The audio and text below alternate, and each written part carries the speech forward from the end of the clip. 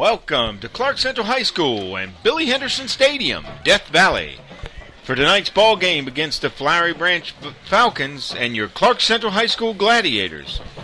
Gladiators coming off a loss last week to Gainesville High School, and Buster, big game here tonight against Flowery Branch. Well, it's always big when we play these guys, Chuck, and both times that these two teams have met, the only two times these two teams have met have been for the last year it was the Quad A Region Championship. The year before that, the 8 Quad A Region Championship. And, of course, 2010, Clarke Central 21-0 winners at the Branch to win the Region Championship outright. And then last year, Clarke Central with their backs against the wall a little bit, Flowery Branch on the hunt for their own region crown. And Clarke Central beat them last year here at Billy Henderson Stadium to rob them of the Region Championship solely in their possession, and they had to split it 3 ways with Clarke Central and Heritage. So tonight, a little bit different scenario because of the way the regions played out this year. But Clarke Central's got a lot to play for. If we could beat these guys, then maybe if things shake out right down the road, there could be a 3-way tie for second between Flowery Branch, Clarke Central, and Heritage. And, of course, Gainesville's on that undefeated streak along with Flowery Branch, and they look like they might be headed for a region championship. Yeah, Gainesville has played heads and shoulders above everybody so far this year, and rightly so that they're in the number 1 position. And there's no doubt that Flowery Branch comes into Clarke Central very hungry. And let's take a look at that Region 8 5A standings. Of course, Gainesville there at top at 6-0, and here we are taking on Flowery Branch tonight at 6-0, who beat Heritage last week 35-27. And Heritage coming in the 3rd spot, tied with us currently, but they do carry the tiebreaker with us, of course, beating us in Conyers 2 weeks ago, or 3 weeks ago, what it was. 4-2, and Clarke Central at 3-2. And then Appalachia at 2-3, Cedar Shoals at 1-4, Loganville 1-4, Salem 1-4, and Winder Barrow at the 0-5 mark. And real quickly, I want to point out something, Chuck. Flowery Branch almost absorbed their first loss last week. Heritage was actually beating them 27-6 in the 3rd quarter at the Branch. And Flowery Branch came back and went on to a 35-27 win. I think that game had a total of 11 turnovers on both sides. But these guys, they're not the same Flowery Branch bunch that we've seen the last couple of years. I don't think they're quite as explosive on the offensive side. I still think they've got a good defensive team. The big linebacker, number 44, and I'm trying to remember his name's back, Jacob Allen. And they do have a couple more of those Curry boys that are playmakers, which their older brother went on to Oklahoma State on scholarship last year. But this is a very must game for Clarke Central. I don't know how else to put it, except we're going to have to buckle our chin straps tight. We're going to have to try to get after it a little bit tonight and show some intensity and show it for 4 quarters to hopefully get a better shot at a better playoff seeding than what may shake out if we lose here. Well, and that's right. And the Gladiators coming in projected for that number 4 spot to travel to Paulding County, take on the East Paulding Raiders, which is going to be no easy task at all with this young ball club that we have. But I will say that the Gladiators coming into this year, as young as we are, if we can get to that playoff punch, it is a huge accomplishment for this group. Oh, no doubt. And I think we all knew that this would be the kind of year that we would have to rebuild and fill some shoes and find a way to fill some holes. And it's been nice to see some of these younger Gladiators grow up before our eyes, and I do. I think this team is definitely a year away from being a real contender. Well, the other thing, the adversity train has been running too. Of course, losing Rodney Willingham mid-season, who's your stalwart tailback at the time, and then the unfortunate situation where we go over to Conyers to take on Heritage, and your -4 starters did not help at all either. So, well, and there's been a lot of that stuff going on this year too. Injury bug has bit the Gladiators a little bit this year. We've been fortunate the last 2 or 3 years not to have to deal with those kind of issues. But you know what they say, you got to fight through adversity, and Clarke Central's had their share of it this year, I can assure you. No doubt. Young team growing up fast and learning how to grow up too will pay dividends in the next few years. Also, of course, Flowery Branch coming in at 6-2 tonight. The Gladiators at 3-4. So big game to get back to 500. And why don't we talk about the top 20 for the GITV course, top 20 in the state of Georgia for 5A rather. And of course, yeah, we had a lot of things get shook up last week with some games that went against each other. And let's see if we're going to show the first 20 or first 10 or the last 10 here. Let's see. Here we go. It'll be up there in just a second. But, Stevenson finally lost their first game last week to Tucker, I believe. No, Tucker didn't. Tucker lost to Stevenson. Who did Stevenson lose to? Can't remember. Stevenson lost early in a. It was not a region game, but it was early. So. All right, so he's got the. We'll let you go from 20 to 11. Looking at number 20, Bainbridge, and of course Clarke Central coming in at 19, and Rome in at 18 at 6-1. Richmond Hill has been playing some good ball there outside of Savannah, 5-2. Union Grove coming in at 16, also at 5-2. And, of course, Heritage, number 15, at 6-2. Lee County, number 14 team in the state at 6-1. Alatoona, which is getting some top 10 votes in the state, coming in at 13 spot at 7-0. Of course, Tucker dropping to 12 at 6-1. And Whitewater over in the southeastern or southwestern part of the state, coming in at 7-1. So that is your 11 through 20 right there, Buster. And I think Alatoona's sitting there at 13. They'll make believers out of everybody once that East Paulding game's played at the end of the season. I just think that there's a lot of people suspect about that schedule, but hey, they're undefeated, and that's all they can do. That's their body of work. They beat everybody they played. We'll see. Well, that's another conference that is a strong conference. So. Absolutely, Rome, East Paulding, Alatoona. And there's another one in there I can't remember off the top of my head, but you're right. And that's the region we're playing this year in the first round of the playoffs. That is correct. Of course, we'll at right now projected to take on East Paulding. So if things continue the way they are, so now looking at the top 10 in the state, of course, coming in at number 10 is the Kell Longhorns at 6-1.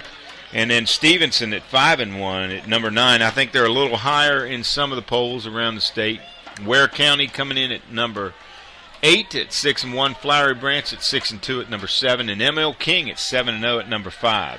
And, of course, your top 5 is who's who. Warner Robins at 6-1.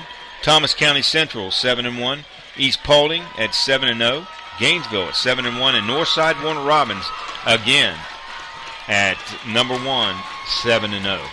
And Chuck, as you're speaking and reading that stuff out, Flowery Branch is making their entrance, and of course they brought that rock with them again, and they've got it parked over there between our 5 and 10 yard line on the south side of the field, and they're all rubbing it, kind of like a thing Clemson does up at their place. They rub that rock, and I guess superstition has it that helps them play better and makes them feel better, and has all kinds of power. And, of course, their captains are number 44, Jacob Allen, the linebacker, and number 33, Gabriel Takis, number 56,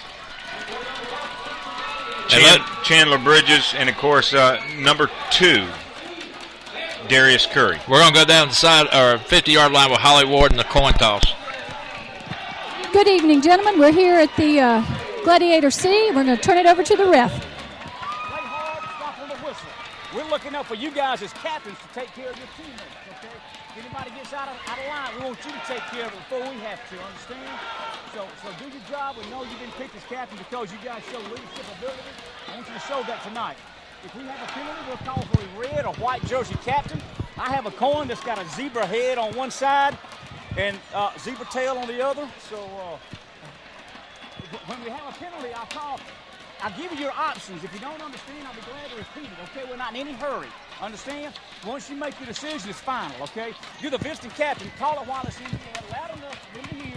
And if I drop it, I'll flip it again. Tails. Tails it goes. Because tails is heads, you move the choice. Obviously, you get the ball this half. Which way would you like to kick? If you will, turn your back to the gym, Red. Flowery Branch is going to have the ball in the first half. As you can see, Clarke Central has won the toss. They're going to defer to the second half. And hopefully that's a good luck sign for us this evening. Cameron Johnson called the toss, and I think that's the first time he's won the toss all season. So hopefully that's a good sign for us this evening as the Gladiators prepare to take on Flowery Branch. All right, thank you, Holly. As we got the instructions from the referees that they're wanting to see a good, clean game and wanting to see the captains take part in trying to keep control of some emotions that I assume by the third quarter, Chuck, to be running very, very high. That is correct. It has been in years past. Of course, let's bring on the Gladiators, of course, first. But tonight's captains for the Gladiators were number 3, Cameron Johnson, number 9, Amir Williams, number 17, Drico Statham, and number 32 for the Gladiators, Baylor Ward. So the Gladiators have come on to the field. Tough week of preparation. I know Coach Riles has been working real hard with this group this week, keeping them focused, not letting them get down. Working with the youth. That's been the key this year, and with a young team. Well, it's very similar of last year, Chuck. It seems like there's a little bit more electricity in the air. I think this is starting to develop into a rivalry between these two schools, and not near the crowd though that we had. You got to remember, the last 2 years that we played this game, it's been week 10, and it's been moved up because of the new region. Unfortunately, but all in all, it is a big game here again for the Gladiators. Well, we're ticking down to 40 seconds before kickoff here, and we're going to do our best to keep you up to date with all the other scores that are going on around the state. The big one, of course, ML King, number 6, playing number 9, Stevenson, over there in DeKalb County. We'll try to keep our eyes on that game for you. But right now we're here at Billy Henderson Stadium in Athens fixing to play some football and swap some paint. No doubt. And back deep for Flowery Branch, number 17, Noel Padmore, and number 23, Quentin Mayfield. So Jermaine comes in and he makes sure all the air's in that football that he's fixing to put his foot into as they set it up on the 40. Let's keep an eye on that Clarke Central kicking team. They played very well last week at Gainesville, kept them hemmed up around the 20 and inside the 20 most of the night. Kickoff coverage was a great thing last week up at Bobby Gruen Stadium. Jermaine sticks a foot in it, high end over end kick. Going to be received around the 10 to the 15 to the 20. And we met him hard. We got a fumble. We got a fumble. It's Gladiator football. Nathan Fulton put the hit on the Flowery Branch return guy, and the ball comes squirting out around the 23, and the Gladiators have the ball 1st and 10. Chuck? Could it be an omen? 2 years ago at Flowery Branch, same situation happened. Of course, the Gladiators took over at inside the 10 and was able to score on the first series. So big jolt right there. Very reminiscent of that 2010 game. So Clarke's in business, and we're almost knocking on the door. First drive of the game. Cameron's going back out in shotgun. He's got twins to the left side, one receiver over here to the right.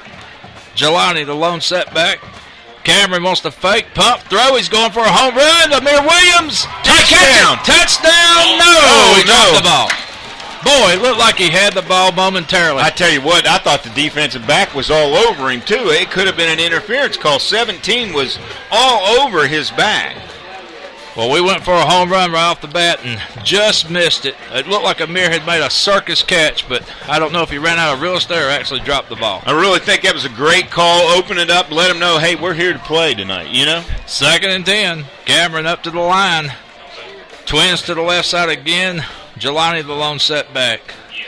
We put Denzel Maxey in motion to the left side. Little trap draw to Jelani. He fights forward for maybe 3-4 yards down to the 20. Good little run off left guard. Brought down by number 11, Isaiah Murphy. It's going to make it 3rd and about 8 for the Glads. Ball sitting just outside the 20. And the key here, Chuck, we just got to turn this into some points somehow. Oh, no doubt, Buster. Cameron up to the line. We've got trips to the left side now. 3 receivers to the left side. We scoot Jelani over here to the right in the backfield. Cameron shotgun. We've got a man in motion. That's Amir Williams. Cameron, he's getting pressured, and he throws to a safety valve. Austin Johnson, and Austin makes a little move but couldn't get away. He's tackled around the 18. Yeah, brought down by number 3. It's Christopher Smith. So Clarke's going to be 4th and about, call it 5. Ball's just inside the 20. And we're going to try a Matthew Ward field goal here. And it's going to be set up around the 26. It'll be a 36-yard attempt for Matthew Ward, who has been nothing short of excellent this year on his field goal attempts. Low snap. Matthew gets a foot in it. Look at that kick. Look at that kick. It's good. It's in there. So Clarke Central, beneficiaries off the kickoff turnover by Flowery Branch, gets the first points of the night. We lead 3-0. 10:27 to go. First quarter we've just started. I tell you what, you got to come out and hit them in the mouth, and that's exactly what the Gladiators did. Unfortunately, we couldn't get 7, but you take what you can get at this point in time. No doubt about it. Clarke Central trying to shake things up a little bit in this region. We're in the top 4 slots, but we can better our positions big time with a victory here tonight. Flowery Branch, of course, has their own mission, their own agenda. They're undefeated, and they want to keep pace with Gainesville so they can set up a region championship at Hall County at the end of this season. Now they're undefeated in the region, of course. They do have the loss to West Forsyth and Northside Warner Robins. That's right. So they're by no means perfect. So they have. Do they have Gainesville next? No, they play Gainesville week 10, isn't it? Yeah, end of the season. Not sure who they've got next. Of course, they've already played Heritage. They had a big come-from-behind win down by... and they played Appalachia. Gainesville have Appalachia next? Is that what? No, they've already beat Appalachia. Gainesville's got this week off, and I'm not sure who they've got next either. Max Germain sets it up, kicks it. Again, same spot. High end over end's going to come down around the 10 again. Looks like an instant replay, and we wrap him up around the 20. Right at the 20-yard line. That's exactly right. Number 25 for the Gladiators. Nathan Fulton again down, and number 35 also for the Gladiators. Chica Newcomb on the coverage. So, again, kicking team doing an excellent job on coverage, as they did all of last week. And Flowery Branch is going to start off 1st and 10. Quarterback number 4 for Flowery Branch, Jackson McDonald, a junior. He's in shotgun. Looks like he puts Curry in motion, and he's going to give the Curry up a draw, and he's got a little bit of room. He breaks away. We need to get a jersey on him when we do around the 35. Yeah, number 49 for the Gladiators, of course, Javion Hemphill, and number 17, Drico Statham, also in on the tackle. A little bit too much on that play there, Buster. Yeah, and he was running awfully high. That's usually, you tee off and hit them when they're running that high. We're going to have to show a little bit more aggressiveness. 1st and 10, shotgun. Again, they give to Curry. This time we tackle him after a 2-yard gain. Yeah, by number 94 for the Gladiators, Cavante Bug. Justin Curry, number 1, just a sophomore. You'll see him get a bulk of the carries tonight. Maybe a gain of 1 on the play. And you'll also have to keep an eye out for number 2, his brother, Darius Curry, and he's on a lot of D1's watch list as we speak. So they run trips to the right side. McDonald, shotgun, fires it over to the right side, and they got that little bubble screen set up, and they pick up 4 or 5 yards. Chica Newcomb, though, on the tackle, along with Drico Statham, and also number 28 for the Gladiators, Jelani Payne out there. That's going to make it 3rd and 4, and we saw a lot of this last week, Chuck, that hurry-up offense, and that's what Flowery Branch is running, just like Gainesville. And they give it to Kerr. We got good pressure. Can we get him? We're hitting him behind the line, and we finally drag him down. No first down there. He's maybe lost a yard on that play. Maybe 2. And was that Hemphill again? Looks like it. Hemphill, and I think Newcomb also in there, and also number 33 for the Gladiators, Cedric Armstrong. So Clarke does a good job of stopping them before they get across the 50, and we'll see what kind of punter they have here. Jelani Payne's going to be deep. We might wind up with little bit of good field position here. Well, they've got an excellent special teams kicking team. So low snap, and they recover nicely and get the punt away. Get away from that ball. That's excellent field position. Thank goodness for the bad snap. The kicker had to rush to get that one off, and we'll take that all day long right there. Good turn of events right there. So it's going to be 1st and 10, Gladiators on the 38. We need to get the ball moving here. 8:25 to go, first quarter. Clarke Central leads 3-0. We kicked a field goal after the opening kickoff was fumbled by Flowery Branch inside the 25. We've got 2 receivers, one to the left, one to the right. Cameron drops back the shotgun. They're really punching up on the line of scrimmage. You got 8 men right there in the box. And we give to Jelani, and Jelani squirts through and maybe picks up 5 off right guard. Well, Jelani coming off a big game, Chuck. He had 147 yards last week at Gainesville. Probably his strongest performance of the year. Christopher Smith on the tackle. And when you was alluding to Flowery Branch stacking up that middle, that could be what they're thinking. They don't want Mr. Payne to get his legs going tonight. 2nd down and 5. Cameron under center. He's offsides right there. You got to throw a flag there. You'd think he was looking down the quarterback's jersey. And we make a good move, make a man miss, and we've got a first down. Believe it's Amir Williams. Let's see where they spot the ball. It's going to be very, very close. Jacob Allen on the tackle. But I'm with you, Chuck. It looked like Flowery Branch had a helmet over the ball. Yeah, there's no doubt about it. So Gladiators pick up a first down. Amir Williams on the reception. Fights his way for 5.5 yards, and we've got the ball just sitting past the 48. 1st and 10, Clarke Central. We lead 3-0. 7:32 to go. First quarter action. We send I believe that's Marcus Campbell in motion. And we give to Jelani off left side, and he drags a couple of white jerseys out of bounds, maybe picks up 2, maybe 3 yards on the play. So Gladiators will be 2nd and about 8. And I think the ball is just crossed midfield, just on the Flowery Branch side of the 50. Call it the 49. 2nd and 7. 7:21 to go. First quarter. Clarke Central leads 3-0, trying to add to it. And we do a little shifting. Now we got a man in motion. Denzel Maxey. Cameron's he's looking. open. He's got a man, and he got one down the middle. Amir Williams. Amir Williams on a nice catch, but I'll tell you what, Chuck, he had a couple of targets there. Yeah, 24 Quinshot Jenkins and number 21 Jeremy James on the tackle. Yeah, he did. He even had an out post pattern that was open. Did have a guy out there. He might not have picked up 5 yards after the catch, but he was definitely open. So they had the flat covered. But when they're playing that much up in the box, it's going to be tough to cover all the receivers. Well, he found somebody in that soft part of that middle of that zone, and Amir Williams broke away. Amir did a good job of getting to his spot, sitting down, and waiting on the pass. So now they're trying to get the chain gang lined up. I haven't seen them move, Chuck. Is it me, or they're just staying back there where the ball was? What's up with that?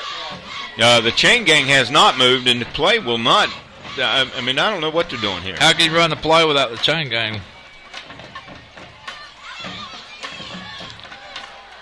I don't know what the holdup was. Well, there was a flag on the play, but they picked it up. They waved it off, so that must have set in some confusion with some of the other referees and held the chain gang up. Yeah.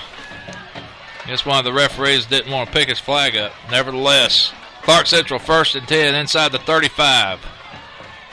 7 minutes to go, first quarter. We're enjoying a small 3-0 lead, but we're trying to get some more. A lot of shifting on this play here by the Gladiators. And Cameron's going to do a little quarterback keeper. He's got 5, maybe 6, 7 yards before he's upended around the 26. Brought down by number 23 for Flowery Branch, Quentin Mayfield. They're going to give him a gain of about 6.5. We'll call it 2nd and about 4. They play a lot of people on defense, bringing a lot of people in and out all the time. Yeah, trying to give different looks and keeping legs fresh, I'm assuming. Cameron barking some signals. Again, we send a man in motion. That's Maxey.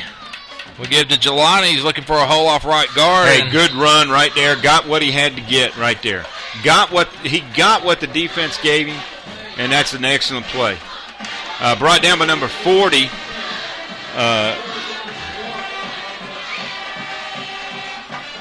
I don't have his number on the roster. I've got a number 40, Kyle King, who's a defensive back, a freshman. I don't think that was it. That wasn't right now. So. Okay. 5:38 to go. Definitely not a defensive back. 3rd and 1. We give to Jelani, trying to get him outside, but they pursue it nicely, and I think they stopped the short. They sure did. He tried to get a little cute on that and get more than he had to get there. Yeah, all you wanted to do was stick your head forward and just fall for a yard, but instead we get stood up and knocked back half a yard. It's going to be 4th, and we'll call it 2. And we're going to see Matthew Ward again. So Riles obviously thinking points are going to be at a premium tonight. They got some big boys, some big meat up there on that line of scrimmage. We run a fake. Nobody covered. Wide open, Cedric Armstrong. Knocked out of bounds around That's the 15. a penalty. We got a penalty on number 44 for late hit out of bounds, so that's going to give us half a distance right there also. And that's Jacob Allen. That's correct. Yep, late hit there. And I tell you what, beautiful call, Chuck. Nobody was looking for him. And Coach Riles and his special teams, so that we'll take that all day. So the officials having a long conversation, and let's hope we don't get called for some kind of illegal formation. No, he was 2 steps out of bounds when that late shot happened. Right there it is. Personal foul, dead ball, half a distance. So the chippiness may be starting already. Both times these teams have played, it's not been for the faint of heart. But if you look back at the Salem game, you got it. Hey, the officials got to keep this under on control. top of it right away. So no doubt about it. 4:56 to go. Clarke Central in a big time scoring position here as the ball gets placed. I'm going to call it the 7. 1st and goal on the 7. Let's say 8. 8? Okay, 1st and goal on 8. Cameron's looking for instructions. We've got twins to the left side. One receiver over here to the right. Shotgun formation. And Cameron does the quarterback keeper. He's got room. He's got one man to get by, and he gets upended and knocked down around the 1. Boy, he took a shot to the thighs there by number 21, Jeremy James, but he's down to the 1-yard line. Let's see if he's getting up. Yep, he's getting up. He's just hopping a little bit. I'll tell you what, Cameron is one tough customer. I've seen him take licks all year long. Yeah, he got that one in the thigh, though. That's going to hurt for a minute, but he'll be all right on that injury. Those deep thigh bruises, they can be a killer. He's gimping, though, pretty good out there. 2nd and 1. Clarke Central on the 1. We lead 3-0. We're looking for more. We shift some guys around. Man in motion. We give to Jelani. He gets spun around. I don't know if he got in. He's trying to move forward, but no, I think that one's, deep as he is in the backfield, that one takes too long to develop. Number 44 in there, Jacob Allen, and number 40 again. So 3rd and 1. And I'll tell you what, Chuck, you've got to get 7 here. I know you'll take the 3, but you really need 7 right here. Big number 75, Tyler Pace. I mean, this guy is just a mountain in there. They say he's a freshman. That boy is huge. 3rd and goal. Ball sitting somewhere between the 1 and the goal line. We give to Jelani. He gets tackled in the backfield. Yep, he was brought down in the backfield by number 21, Jeremy James. So we'll run the field goal unit out there again and mark that one down, folks. 3 minutes to go in the first quarter. We missed a golden opportunity. Really thought we should have gone with the quarterback sneak there early, but, that... It might be that thigh bothering it, but... but as deep as you're playing Jelani, that play just takes a little too long to develop. But points are points. We're going to take what we can get here. 4th and 5. Matthew sticks a foot in it. And it is good. It's good.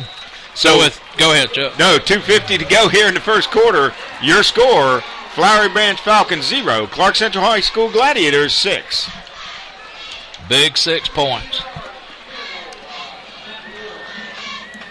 And now we just need our defense to go out there and shut them down again.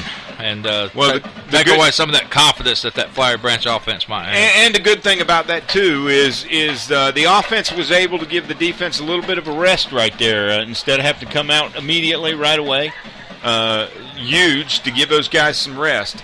So we need to regroup as an offense, get that offensive line. Has done a decent job so far, but when we needed it on the short yardage there, we were not able to get it. So. And they're taking a look at Cameron. Sheena Watkins is over here on the sideline, and they've got him on the bench asking him questions. But I think it'll take a whole lot to keep number 3 out of there. Oh, no doubt about it. Not on a game like this. So for the third time this quarter, Max Germain trots out to the 40-yard line to tee it up and get ready to kick to the Flowery Branch receivers, and again we've kept them pinned up inside the 20 pretty good tonight. Yeah, Mayfield again and Padmore back deep. Flowery Branch acting like they're thinking something's up. They're moving some guys way up on this one. And we kick it deep. Same spot. This time around the 6-yard line.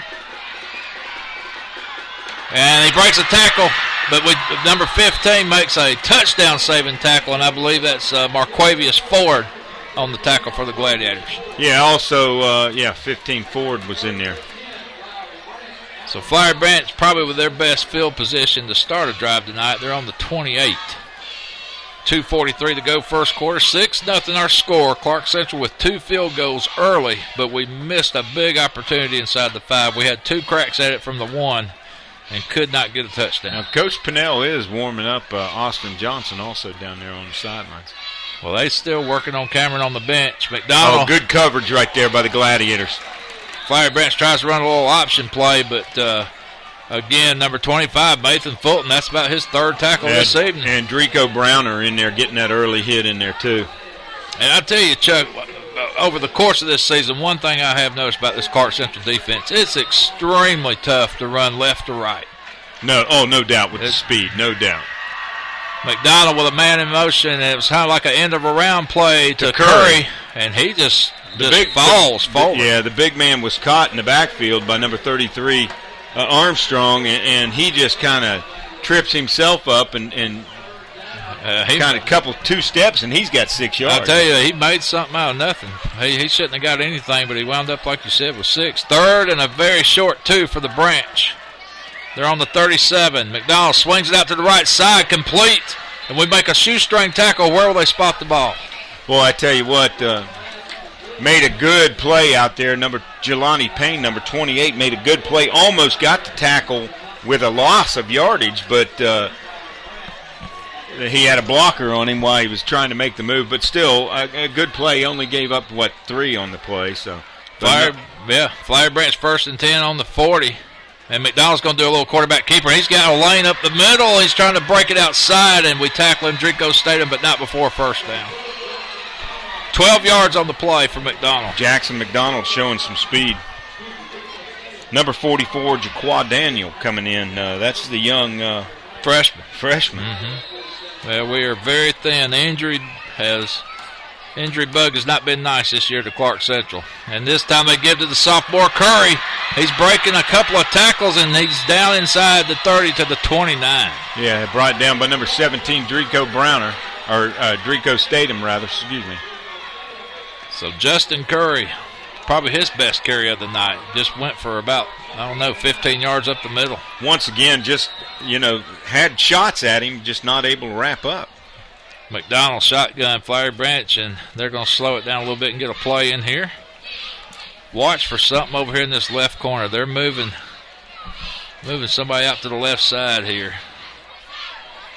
McDonald drops back, and he's going to throw to his safety valve over to the right side, and we wrap it up nicely behind the line. Great pursuit by Clarke Central. Yeah, Armstrong. Cedric Armstrong, number 33, making a big play right there. 44 seconds to go. Clarke Central leading 6-0, but Flowery Branch on a nice drive. They're just outside the 30 of Clarke Central. McDonald with 3 receivers to his left side. Shotgun formation. He looks, he throws another little bubble screen, but we overran it. We tried to jump the route and just could not come up with a play, and it results into a first down for Flowery Branch. Marcavius Ford on the tackle for the Gladiators. Jamad Stevens, the wide receiver, made the play for the Branch. And the ball's going to be set up on the 18, 1st and 10, Branch. It looks like they're trying to get another play off before the quarter ends. 15 seconds and counting. Number 25 goes in motion, Chris Dildilly. And they stop him. And now they're going to get some more instructions. I guess they're going to let the clock run out. 3, 2, 1. There you go. Yeah, first quarter's over. End of your first quarter here at Billy Henderson Stadium, Clarke Central High School, and your score: Flowery Branch Falcons 0, Clarke Central Gladiators 6. Let's go to the sideline. Holly, you got anything on Cameron? From what we can tell, I think he's okay. He had full range of motion there. I think he had, pretty much a good stinger. And Dr. Rossi said, no comment at this time, but see if we can't find something out. But I think he's going to be okay. He was stretching, moving it, and was not wincing as he was moving. So I look at that as hopefully something very positive. Well, as they say back in the day, sometimes you just got to rub some dirt on it and keep playing. There's no doubt about it. One of those type games tonight. 6-0 Clarke Central. Big region contest as we flip the field. Flowery Branch is 1st and 10 on the Clarke Central 17 when the second quarter gets ready to start. We're trying to see if we got any scores for you. Chuck, anything going on over there? Yeah, Warner Robins 7, Grovetown 7. That's a first quarter score. Glen Academy 7, Effingham County 0. That's a first quarter score. And then Ware County Gators 7, Groves 0. That's also a first quarter score. North Paulding 14, Paulding County 0. Richmond Hill 7. We talked about them earlier over Bradwell Institute 7-0. And Riverwood 3, Pope 0. Also Northside 7, Greenbrier 0. Clarkston, this must have been a final last night, maybe 50-0 over I think Keys, they did Cross play Keys. last night. Yeah. So that's all we got at this point in time. Hey. We'll bring you some more here in a little bit. A lot of action going on as this 2012 season starts to wind down. Here we go, Flowery Branch, 1st and 10 on the 17. They run Dildilly in motion, and McDonald's going to run a little option play to the left side, but we crack him pretty good after about a 1-yard gain. I want to say Marquavius Ford again on the pursuit for Clarke. Yeah, I can't pick up a number. It looks like a 20, though. I don't know if that's 27 for the Gladiators. Okay. That's Ken Reed. That's correct. Okay.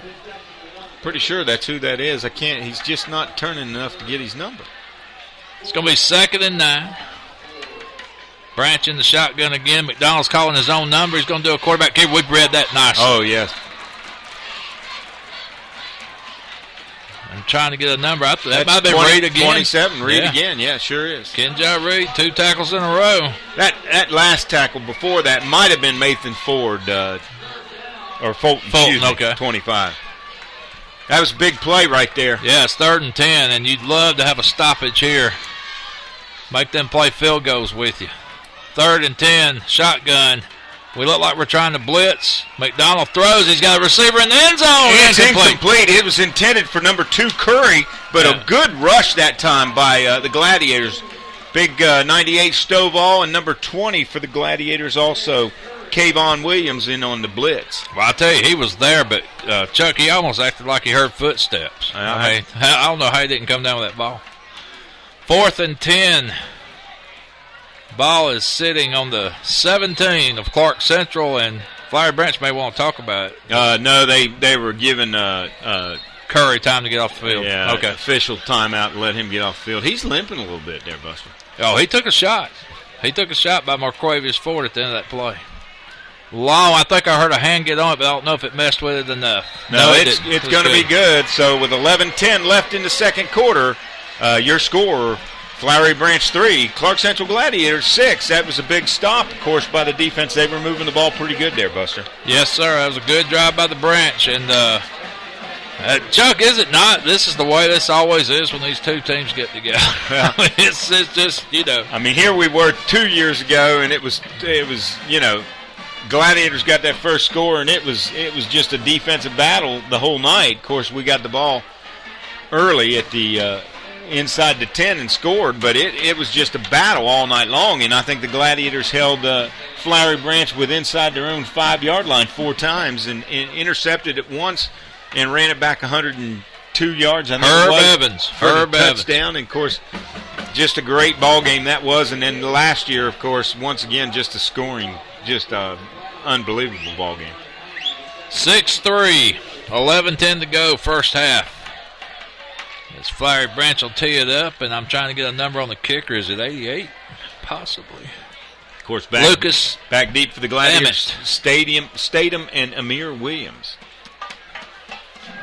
Lucas Ammett is a senior. Jelani Payne and Drico Statham back deep for the Gladiators. So here we go, 6-3. Go ahead. Everybody's been trying to do the onside kick against us. We got to be aware of that. And they've got everybody over here on the right side, but they kick it deep. Little pooch, though. And we fight for it, and we fumble it, and Jelani picks it up, cannot advance the muff. Jelani Payne's got to call him off. Yeah, that's the freshman. That is the freshman. Anthony Smith, and they'll straighten that out with him right quick, that he don't need to be back there putting his paws on anything. Coach Cavan is already out there talking to him and explaining to him what he did wrong there. So, you got to appreciate the willingness to try to catch the ball and do something with it. Just a freshman. This guy's got a bright future, I'm telling you. Oh, no doubt about it. He is. No doubt. But the quarterback, Jelani Payne, the back man, needs to call him off on that also. So, 1st and 10 Glads. We're just outside the 15. 6-3 our score. Maxie in motion to the right side. We give to Jelani. No, we faked that we was going for a home run, but we missed it downfield. And that was number 26, Marcus Campbell, the intended receiver. And number 17 on the coverage, Noel Padmore. I'll tell you what, he had us faked out, didn't he? When Jelani spun around, I thought he lost the ball. He had you faked out. Yeah, okay. He had me going. He spun around. I was like, where's the ball? He's looking for the ball. Jelani hit that hole when he was kind of dancing and standing straight up, and I kind of figured he didn't have it. We got 2 receivers to the right side. We've got Jelani in the backfield. Man in motion. That's going to be Campbell.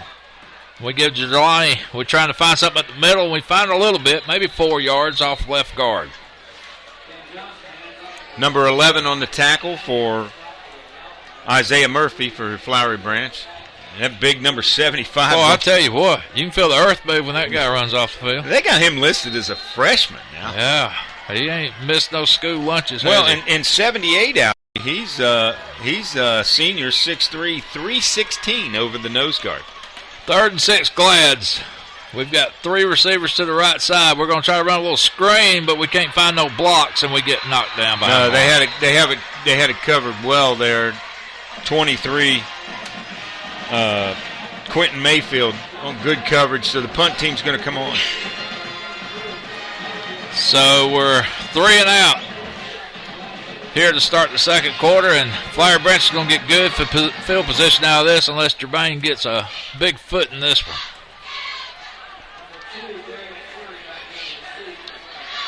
Fourth and 7.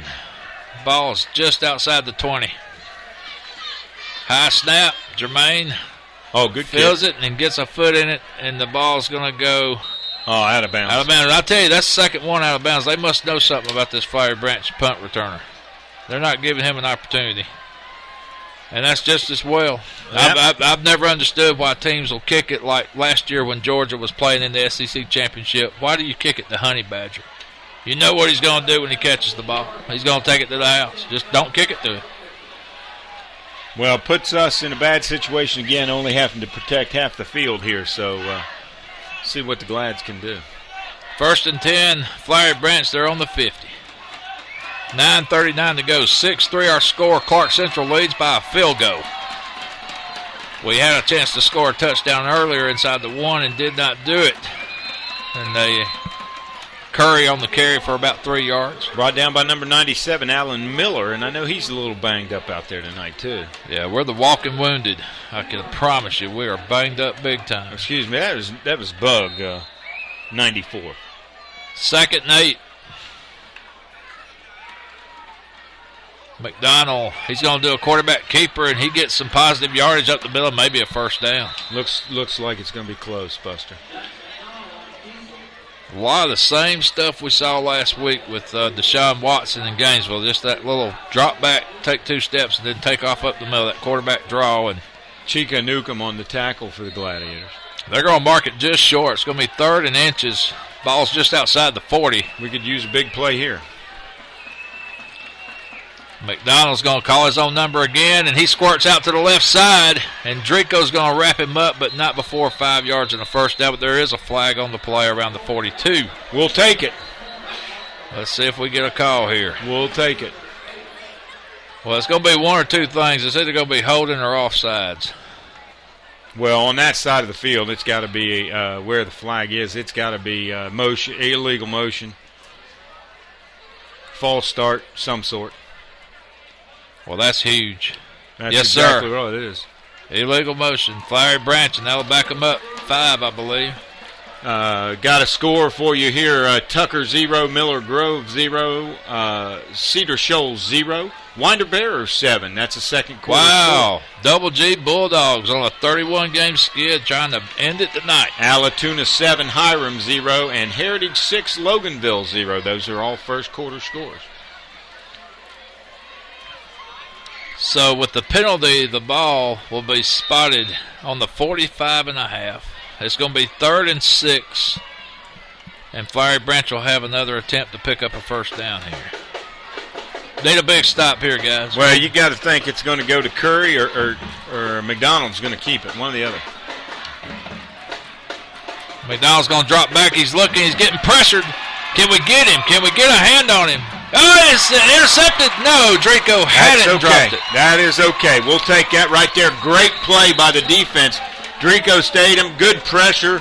They were trying to set up the screen, and boy, it broke down. Yeah, the pressure caused him to move out of that pocket, and just a great defensive call all the way around there. Got a flag on the play. Illegal man downfield. I think we'll decline that. Oh, no. Coach Riles, you going to take that one? What are we doing here? Well, you know, he's probably thinking field position, Chuck. And I mean, I know you don't like to give nobody like an offense like Flowery Branch another crack at it. Yeah, I think I'd rather have the ball back at this point. Yeah. Let's see what they do. They can't score if you got the ball, right? He's pointing. The illegal man downfield. 3rd down. He didn't. So he took the penalty. It's only a 5-yard penalty, though. Well, maybe he's trying to tell his defense, I believe in you here. I don't know. I don't understand that. 5-yard penalty, that... And I mean, that is one of those penalties. You have the option to decline or take, right? I would think very much so. And if you would have declined it, it would have been 4th and 5. So McDonald, shotgun, 3rd and 11. Flowery Branch going backwards. We need a stop. We got pressure on him. He's got a man wide open out here. He's got Curry. There's your first down. There, he got it. He picked it up. And that one, mark that one down. Tackle made by Statham. There's 2 plays so far, Chuck. We had it inside the 5 and couldn't punch it in from the 1 twice. And then we stopped them on a 3rd down but elected to take a penalty that resulted into a make-up opportunity and a first down. So those are 2 big swing plays of the game so far, in my opinion. 1st and 10 Falcons.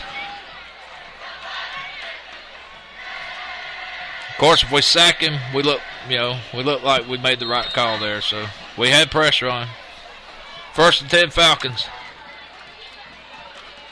And quarterback's going to call his number again, and we get a hat on him, and we finally know he's still driving. I thought we had him knocked down behind the line, but they're saying the ball came out. Fumble. A lot of hands pointing. Gladiator football. Clarke Central got the ball. So how about that? I tell you what, that's one of them plays, and you appreciate the effort on the quarterback trying to fight and get every yard he can, but sometimes, Chuck, we've talked about it before, you just got to learn when to go down. And that was just one of them opportunities. Clarke Central saw the ball, saw him touch it, knocked it out of his hands. Damon Stovall on the recovery, number 98 for the Gladiators. That was a big turn of events right there. I really thought they had our pickle. I was really worried. Well, it all started when we accepted that third down penalty. That's when it all started. It set this up beautifully. So 1st and 10, Gladiators on the 36. Cameron shotgun. He's got 3 receivers to right and gives to Jelani. Jelani trying to run outside. He's got a block if he can get around, and he just cannot escape the pressure. He gets tackled out of bounds, maybe a gain of half a yard. Yeah, 21, Jeremy James out over there on the pursuit. They did a good job of stringing that out. Number 17, Noel Padmore, the DB over there, taking on the block from the wide receiver, just strung it out and forced Jelani all the way to the edge.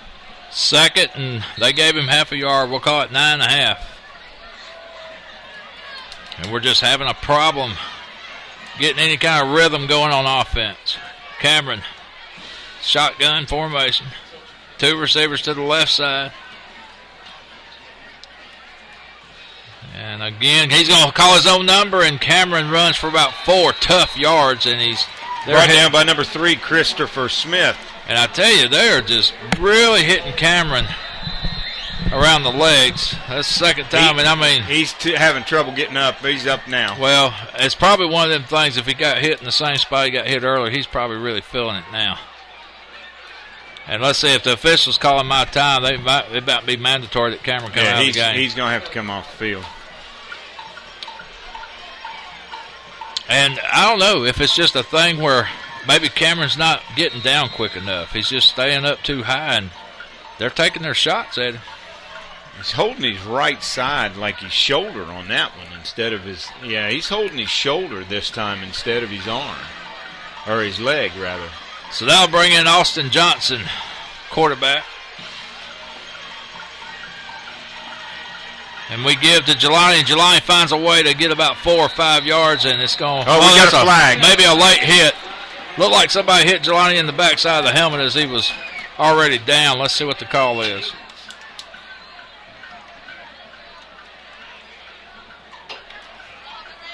Personal foul against Flowery Branch. That's going to be a first down for the Yes, Gladiators. sir. And that's the 2nd personal foul this half. So, Flowery Branch. But that's their MO. That's who they are. That's a big break right there for the Gladiators. And they're throwing up their hands like they don't understand, but there was clearly a late shot to the back of the head of Jelani as he has already hit the ground. So, big break for the Glads. 1st and 10, and did we run Cameron back out there, Chuck? I'm trying to see. No, I think we still have Austin Johnson. Okay.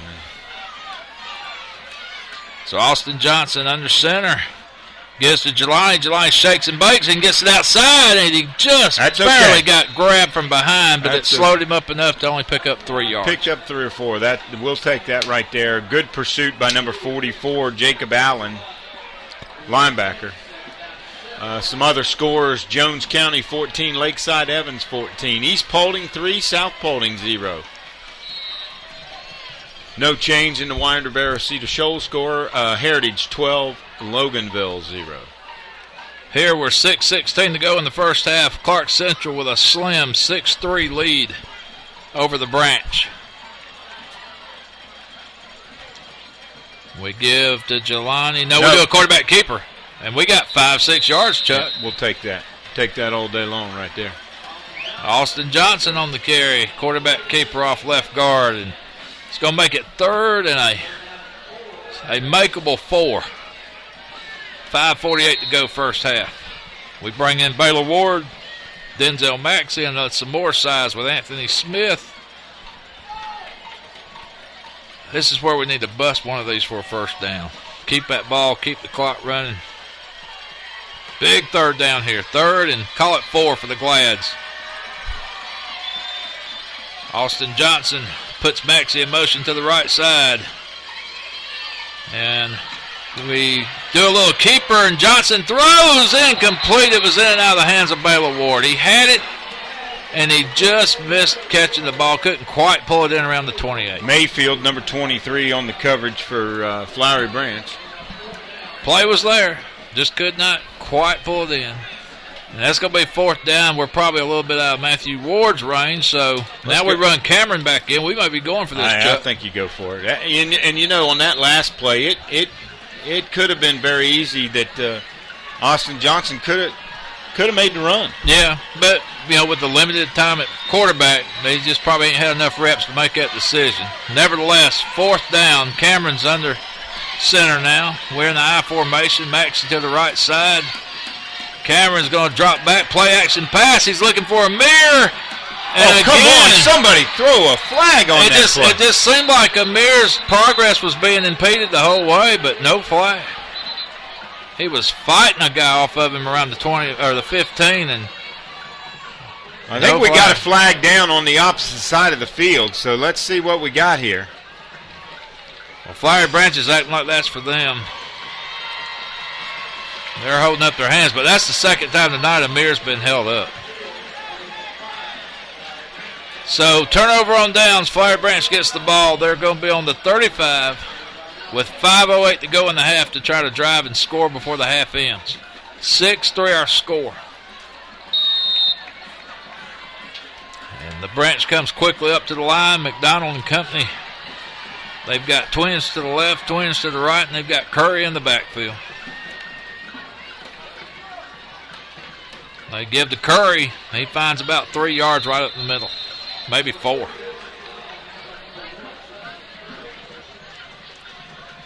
We'll give a shout out to our cameraman, Sasha Crumpton.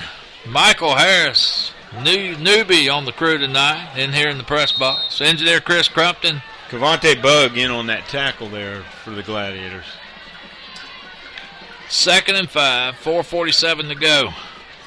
We give chase to McDonald. He gets rid of the ball, and it's complete but out of bounds. Curry caught the ball on the run. Chica Newcomb on the coverage. Maybe picked up 1 on the play. They're going to spot it 3rd and about 3 on the 42. Call it the 41 and a half. Clock stops. 4:33 to go. Second quarter. 6-3 our score. Clarke Central leads by just a field goal. And again, they run spread twins to the left, and they put a man in motion. That's Curry, and they're going to give to the other. Curry. Good play by Javon Hemphill there. Man, I'm telling you, Javion Hemphill has been all over the place tonight, and he's been the difference maker so far on defense, Chuck. That's got to be his 5th tackle. And so Clarke with a big 3 and out. Yep, Jelani Payne back for the punt. Drico Statham back for the punt. Close there. I was a little worried that Giovanni got up and kind of made a motion after the good tackle. And some of these officials do not like the, hamming it up. Yeah. We're going to have a timeout here by the Gladiators. Let's send it down to Holly on the sidelines. What do you got there, Holly? Holly, what do you got?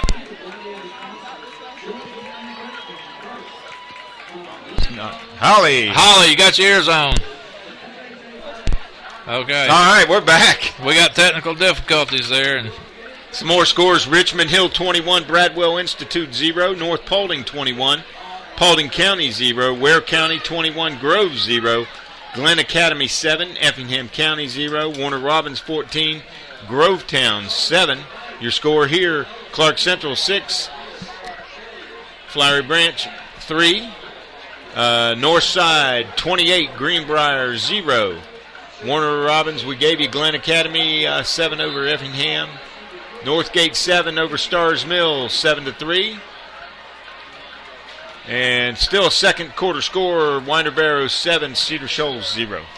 So Flowery Branch in a punting formation here, 3:58 to go first half, and I'm scared that what I'm seeing is that Cameron Johnson's got his shoulder pads off on the sideline. High in spiraling punt. Nobody back there, and they're just going to let that thing hit. Good roll for the Branch. Oh, it took a tremendous roll there on the second hop, and it's going to be down around the 17. So I'm looking, Chuck, to see who's running in. Oh, it's Austin Johnson. It's Austin Johnson. So Cameron's over here with his pads off, and they're really working with his arms over there on the sideline. He's in a lot of pain on that shoulder. And we'll see if we can get an update from Holly. We tried to go down a while ago. She didn't have her ears on. We'll catch her as soon as this drive comes to a stop here. 3:44 to go first half. As Austin Johnson will line the Gladiators up on the 17.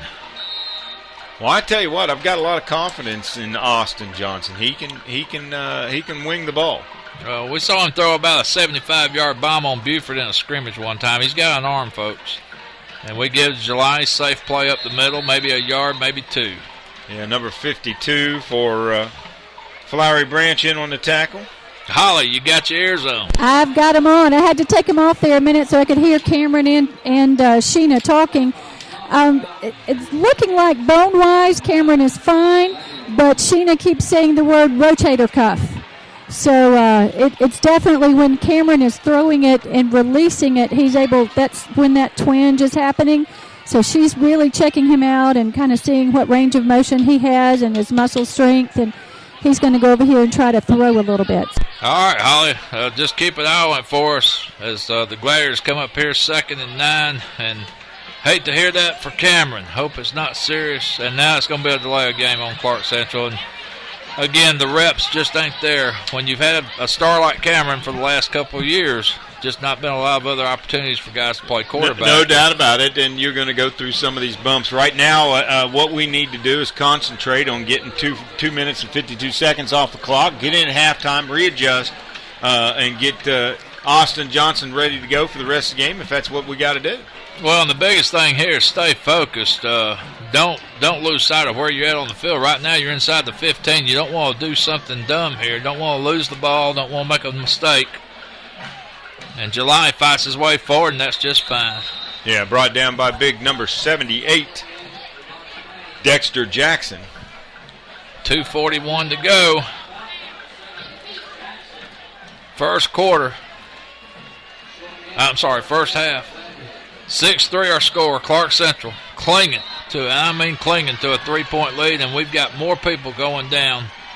Cameron Johnson on the sideline trying to get it back going. He's got his pads and jersey back on anyway. And we got trips to the left. Trips to the left side. 3rd and 9. Austin Johnson, our quarterback, trying to make something happen here. We give to Jelani, and Jelani almost broke free, but he's tackled short of the first down. He gets out to the 25, though. That's good play. Brought down by number 72, Jared Dunn. So it's going to be 4th and about 2 for the Gladiators as Flowery Branch makes a stop. Saving some time and calling a timeout with 1:57 to go. Of course, some other scores for you. Still second quarter score. Winder Barrow 7, Cedar Shoals 0. Tucker and Miller Grove are still 0-0. East Paulding 3 over South Paulding, nothing. Jones County, of course, up 21-14 over Lakeside Evans. Bainbridge 13, Northside Columbus is 0. Sprayberry 7, Kell 0. That'd be a big upset there. No doubt. And Harris County again 20, Lee County 7. That's the second quarter score. So with 1:57 to go here in the first half, Clarke Central's going to be forced to punt as Max Germain trots out on the field, and he'll be kicking it to that big D1 prospect Darius Curry, number 2 for the Branch, who stands around the 43-yard line. Of course, Alpharetta 7, Lambert 13. That's a first quarter score. So, and North Forsyth 3, Centennial 10. West Forsyth, who's having a good year, is 0-0 with Chattahoochee in the first quarter. And Duluth 14 and Habersham Central 0. That's a second quarter score. Mountain View 7, Meadow Creek 0, second quarter score. Norcross 13 and Peachtree Ridge 0. 4th and 2, Germain gets the snap. They almost get a hand on it, but he gets off a nice punt as a fair catch signal is made and executed by Curry. Yep.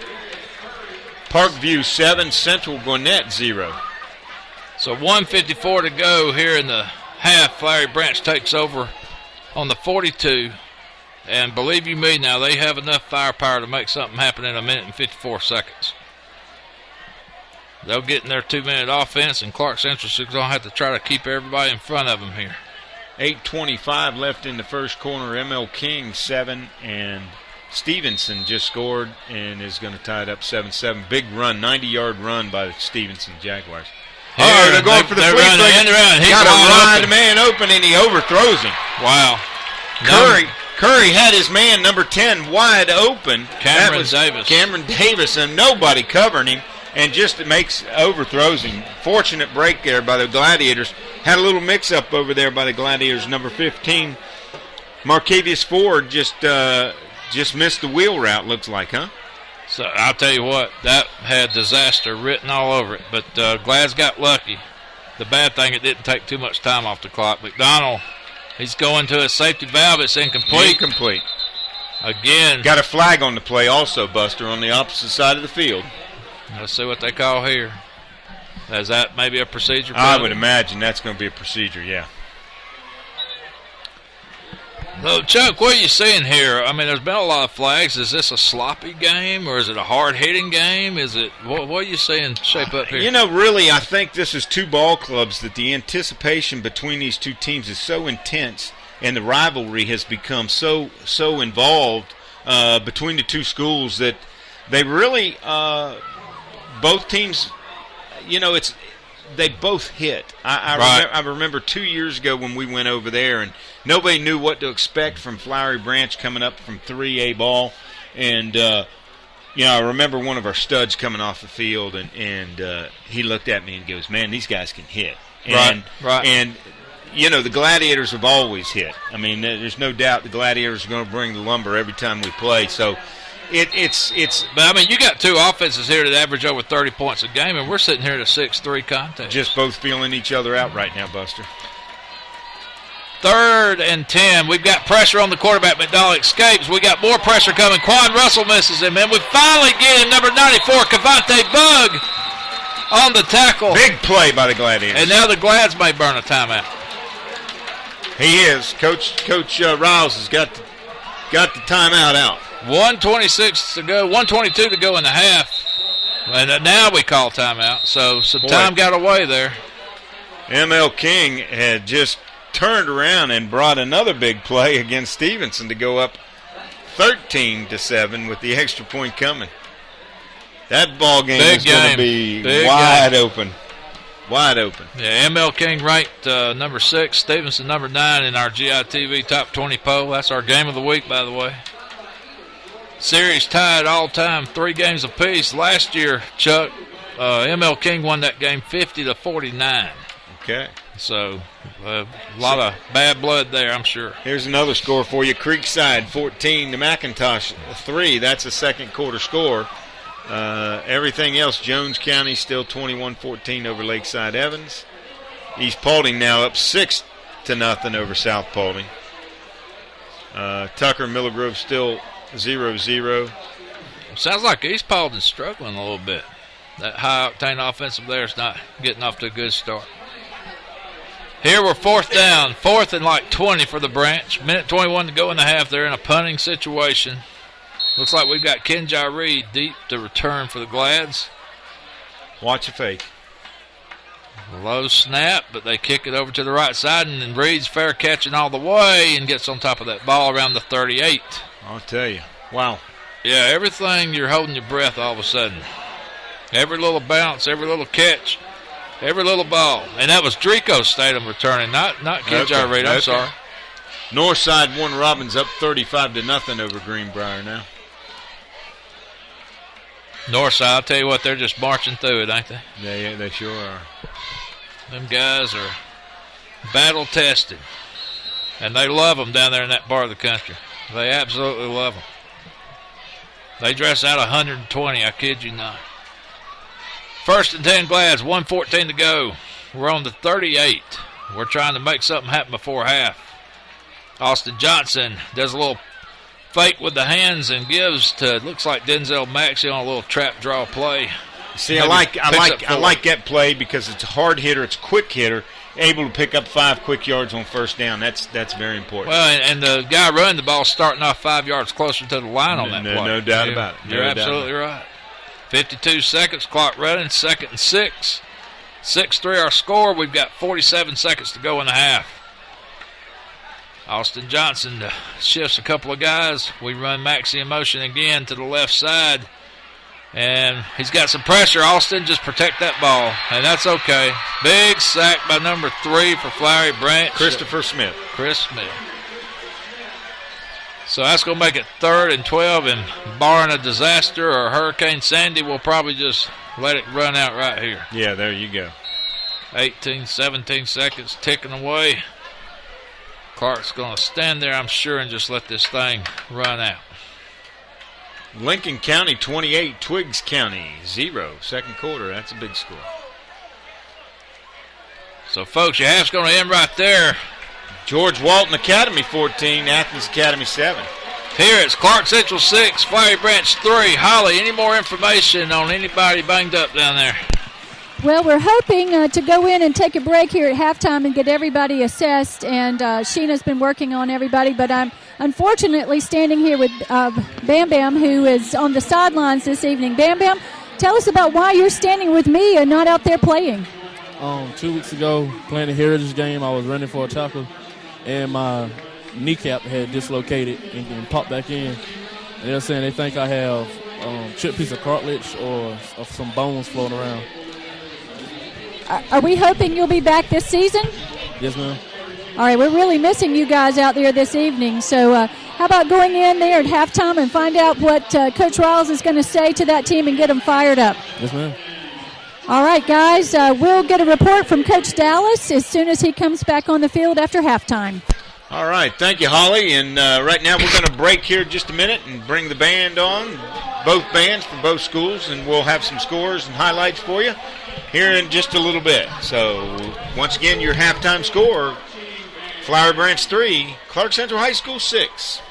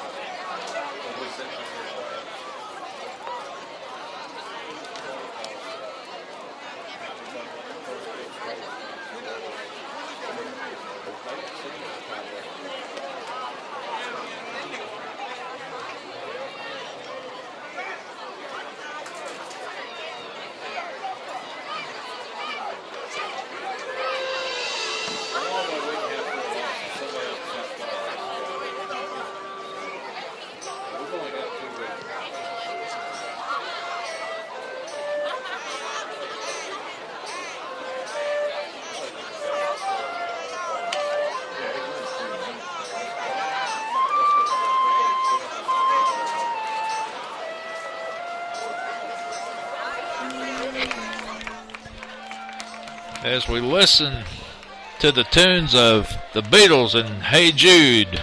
Chuck Wegman, my compadre, Buster Cupton here with you with GITV. We're going to try to update you on some scores. Chuck, I seen you've been busy over there. I sure have, Buster. I tell you what, we've got all kinds of things going. Monroe area 21, Madison County 0, Cambridge 37, North Springs 7, ML King 7, Stevenson 14, Creekside 14, McIntosh 6, Harris County 20, Lee County 7, Sprayberry 7-7 with Kell. Wow. Bainbridge 13, Northside Columbus 0, Jones County 21, Lakeside Evans 14, East Paulding 6, South Paulding 0. Surprising score there. Tucker finally gets on the board 7-0 over Miller Grove. Winder Barrow, we haven't really gotten an update. It's still 7-0 in second quarter score. Heritage 13, Loganville 0. Alatoona 10, Hiram 7. Northgate 14, Stars Mill 3. Riverwood 3, Pope 0. Richmond Hill 21, Bradwell Institute 0. North Paulding 28, Paulding County 7. Ware County Gators 34. Grove 0 out of Savannah. They're really getting it punched to them. Well, let me tell you something, Chuck. We've got a hurricane here almost in November. We've got a full moon that's going to be coming in the next couple of weeks or a couple of days. And this is the kind of time where in the football season you see a lot of weird stuff start happening. And some of them scores you was reading, Kell's only tied up right now with Sprayberry 7-7. Yeah, that's it. Yeah. East Paulding struggling a little bit to get some points up on the board with South Paulding. Here, two highly driven offensive teams with Clarke Central and Flowery Branch. It's only 6-3 at the half. There's going to be something crazy happen tonight before it's all said and done. Well, I just got that feeling. I tell you who's not going to have anything crazy happen to them. Northside Warner Robins 35, Greenbrier 0. Well, yeah, Northside's like death and taxes. They're automatic. And then Warner Robins 14 and Grovetown 0. There you go. And as soon as I get this back up, we'll give you some scores of other schools around the state, not necessarily in 5A. One more weird thing that was happening. You read off one score to me. Wanda Barrow 7, Cedar Shows nothing. That's correct. And that's the same Wanda Barrow team that's on that 31-game slide. Yeah. I'm telling you, something weird's going to happen tonight. Things are going to be out of order before everything's all said and done.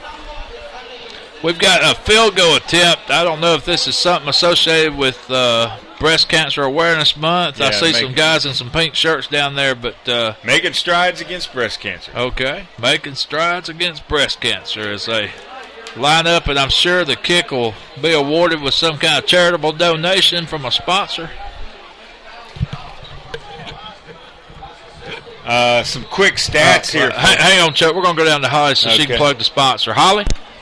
Yes, good evening, guys. This is an opportunity for Clarke Central to receive some money from Georgia United. It's a teachers' credit union that sponsors the schools and really supports education. So this evening, we have some soccer kickers out here that are going to be attempting to win some money. We have Gabe Arcos holding for Henry Scott, and he will begin here on the 10-yard line. And makes it. It's a win there. And each make adds to the money. Has a possibility of winning $2,000 for Clarke Central High School. So now he moves to the 20 with Gabe holding again. Henry Scott is a young man here at Clarke Central. He's a junior and just a real special young fella.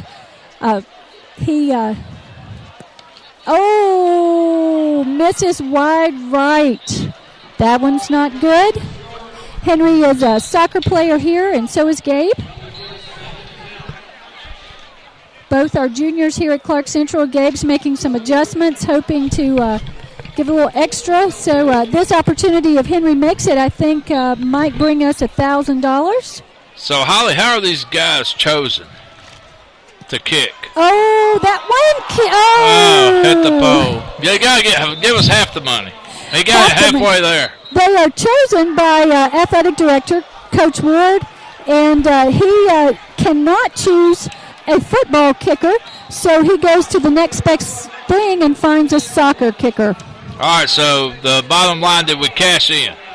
We, I think, are getting one more opportunity. Then we'll go to the sidelines and find out how much money we're actually going to receive this evening. All right, we're going to keep our eyes on this guy one more time, Holly. And, yes, that one is good. That one is good. I think we just won $1,000. So we're going to go here to the sidelines with Georgia United Credit and have a word with them. If you'll stay with us and get an opportunity for them to present their check to Henry and Gabe on behalf of Clarke Central High School. Okay, we'll see if we can get you on one of the cameras, Holly. We're following you down there, so be sure to read it out real quick, Holly. We got a horn blowing. Absolutely. This is to from Georgia United, Clarke Central High School. We are receiving $1,500 from Georgia United. And congratulations to these gentlemen for being successful. And as we are getting the check written and signed.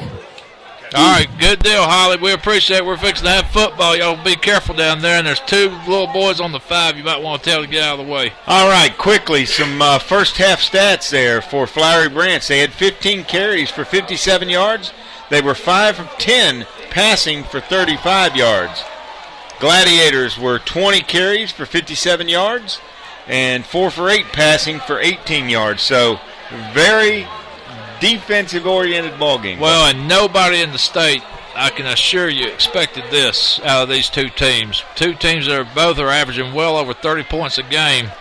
The going has been sluggish, but again, as Chuck had mentioned earlier, I think there's a rivalry that's developed here, and these two teams just really get after each other. They back deep for the Gladiators. Statham, number 17, and Jelani Payne, number 48 or 28. Excuse me.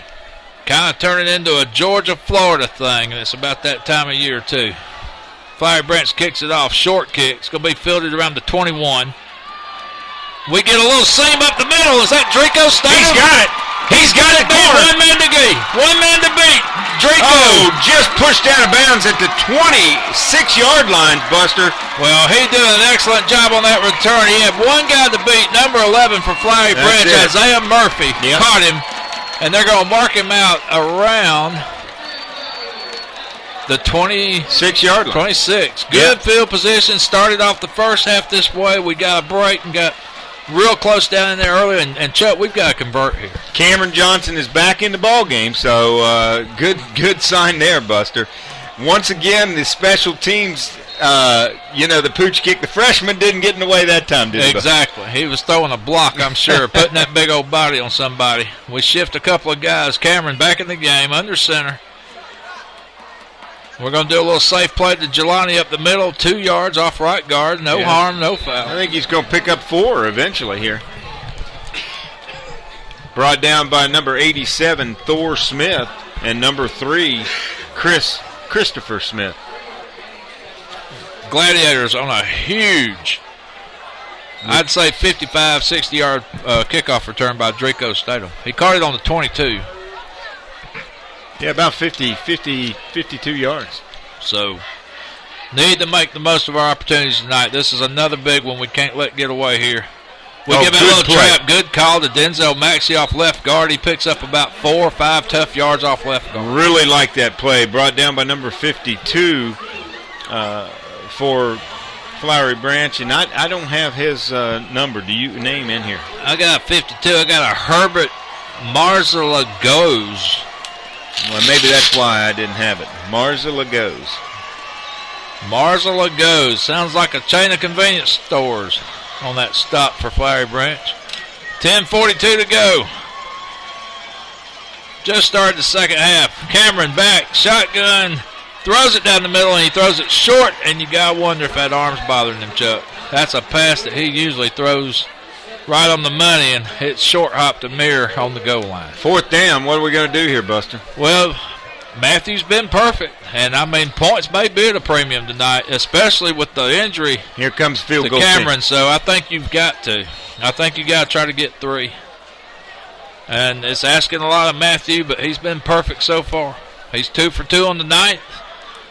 He's hit one from short from about 15 yards out. He hit another one from about 31. This is going to be a 37-yard attempt here early in the second half. 6-3 our score. Matthew sticks a foot in it, but this one's looking short. Yeah, not enough leg there. And that one's no good. And if you're Flowery Branch, you really got to be feeling good now. So Flowery Branch, I promised you, has dodged 3 bullets tonight. Hart County 3, Elbert County 0. That's the end of the first quarter score there. Jackson County 14, Oconee County 17. That's a late second quarter score. So McDowell and company comes out. They spread us out. They've got twins to both sides. They've been doing that formation all night, shotgun formation, and they do a little give to Curry, but we wrap him up immediately. Javion Hemphill meeting him right there in the backfield. He's getting maybe a yard or 2 on the play. They're going to spot it about a gain of 1.5 yards. Second, we'll call it 8. Both offenses just having a time moving on each other tonight. Just not getting the big plays they're used to or accustomed to. And McDonald starts off shotgun again. This time he drops back. He throws over to the right. So it'll be a short hop incomplete. Yeah. And that was borderline maybe being a lateral, but he got it just enough forward to be an incomplete pass. He really threw that one in the dirt. He might have saw that his flanker was getting ready to get smacked because the Gladiators had that one covered well that time. 3rd down and 8. Flowery Branch on the 22-yard line. Greene County 35, Oglethorpe County 22, late second quarter. Oglethorpe been playing good ball this year. McDonald looks. He's got time. He throws. Again, a little low line drive. Couldn't make the incomplete catch. pass. Yeah, intended for, looks like number 18 maybe for Cortez Davis maybe was the intended receiver. Incomplete pass. It's going to be 4th down, so the Glads do a good job of getting the Branches offense right back off the field, and it's 9:49 to go, and that's all we've been doing tonight, folks, is just 3 and outs and a couple of first downs, punt formation. It's just been back and forth. Clarke Central enjoying a 2 field goal, 6-3 lead here. Another bad snap. And, of course, takes a Gladiator bounce. It's going to go out of bounds. 50. Yeah, inside the 50. So the Gladiator's going to take over 1st and 10 from the Flowery Branch 48. So excellent turn of events there for the Gladiators. We got a break in action. Let's go to Holly Ward on the sideline. Holly? Yes, we're here on the sidelines, and I think you can zoom in and see this nice check that we have to Clarke Central High School. That's $1,500 from Georgia United Credit Union, and we'd like to give them an opportunity to share how they can support our high school. This is Megan Bonacorso with us to speak for Georgia United. Yes, we're Georgia United Credit Union. We're a partner company for all of the school districts here in Clarke County. We're a not-for-profit financial institution, so we're able to save a lot of people money, offer some great products and services and benefits. We also support the teachers in both new teacher loans, school supplies, and we recognize them for their hard work. Well, we want to give a very special thank you because it is evident that you are here to support us. And you can see we really greatly appreciate it. And just want to give you a big thank you to Georgia United Credit Union. All right, Holly, we appreciate their donation, their money, their sponsorship. That's a great thing. While we were away, we had a penalty against Gladiators, so it's going to be 1st and 15, Buster. 1st and 15, Cameron Johnson goes to work, and we give Jelani. He's got nothing doing on there. He's met in the backfield by a host of Flowery Branch Falcons. Number 8 especially was in there quick. That's Devontae King. So another loss on the play for the Gladiators. So it's going to be 2nd and 15. Jelani never took a step forward. He was thrown for a 5-yard loss. It's going to be 2nd and 19. I'm sorry, there was a penalty on the previous play. So 2nd and 19, a loss of 4. And we play it safe. And I'm telling you what, they're all over this. Jelani gets away, and then he runs into the referee. And the referee's part of the field. Flowery Branch really likes that play. Their crowd's making a lot of noise now. Yeah, 87 Thor Smith and 52, Herb Marzalagoza, or whatever his name is there. Big loss on the play. Offensive line, they found something there. We've not been able to keep anybody out on that one. Yeah, it's been real tough this early going in the second half for Clarke, no doubt about it. That Marzalagoza is a freshman also. They're young. 2 freshmen. They're young guys, and they're big. They're big young guys. Cameron's just going to take it on his own this time, and I'm telling you what, they're roughing him up pretty good. He was met in the hole by Jacob Allen. Of course, that was Austin Johnson on that play. Austin Johnson on the carry that time in at quarterback. Need a good punt here, Buster.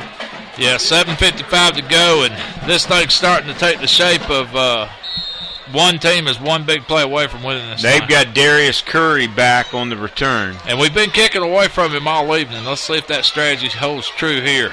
I've been kicking it toward the sidelines, trying to keep the ball out of his hands. Jermaine, nice snap. Oh, they blocked it. They got a hand on it. Ball's going to roll forward and die around the 41, so Flowery Branch, great field position. Yeah, 87 Thor Smith in on the block. Breakdown there on the blocking scheme there for the Gladiators. Well, and you know it was last week that Flowery Branch trailed Heritage 27-6, and they had a big second half. Wound up winning that game 35-27. So they're a second half team, and you got to wonder if this might jumpstart them here. They're inside the 50. They're on the 42-yard line, 1st and 10 on the Clarke Central 42. We need a stop. We need a 3-and-out bad. McDonald rolls back, throws back to the left side.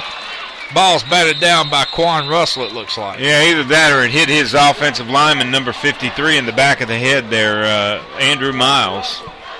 And he's a big one, 6'5", 250, so it could have hit him in the back of the head very easily. Kind of hard to see downfield with that kind of stuff in front of you. 2nd and 10, ball still on the 42. Shotgun McDonald. Handoff this Curry. He's got a hole. He busted up the middle, and he's got a first down and a little bit more, maybe a 12-yard pickup. Yeah, Ford and Statham both on the tackle there on that play. And boy, Flowery Branch really hurrying up to the line. They're trying to really fast-pace this thing now. 1st and 10, Branch. They're on the Clarke 28. McDonald, he's going to hand off give to Curry again, and Curry trying to get outside. And we've got 2 or 3 red jerseys riding him. Drinko Statham leading the charge for the Glads. Yeah, Statham, and looks like Chica Newcomb may be out there also on that play. So it's going to be 2nd and about 7.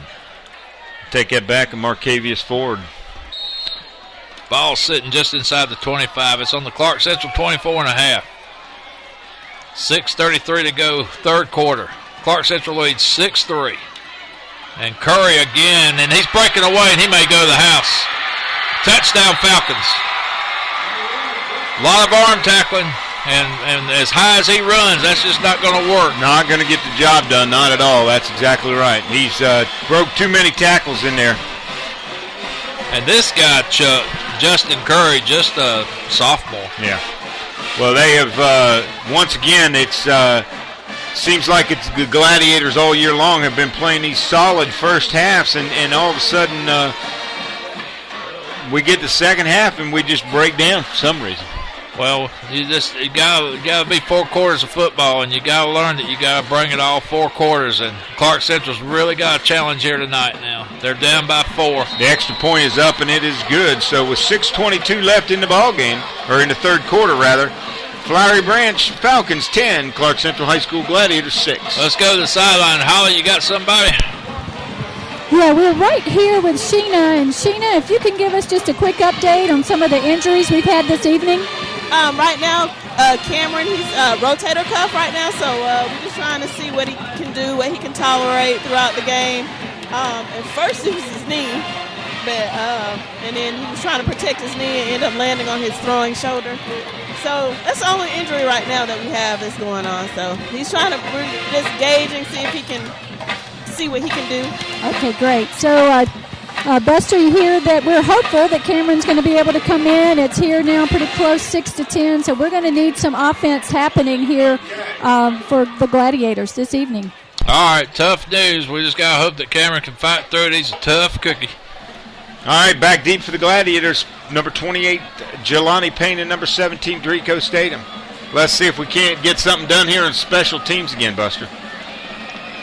Yeah, Clarke needs a break in a big way. It's been a long time since I've seen the Gladiators held to 6 points through 3 quarters. I think the last time might have been the East Paulding playoff game when we were held to 7 for a long time against those Raiders from Dallas, Georgia.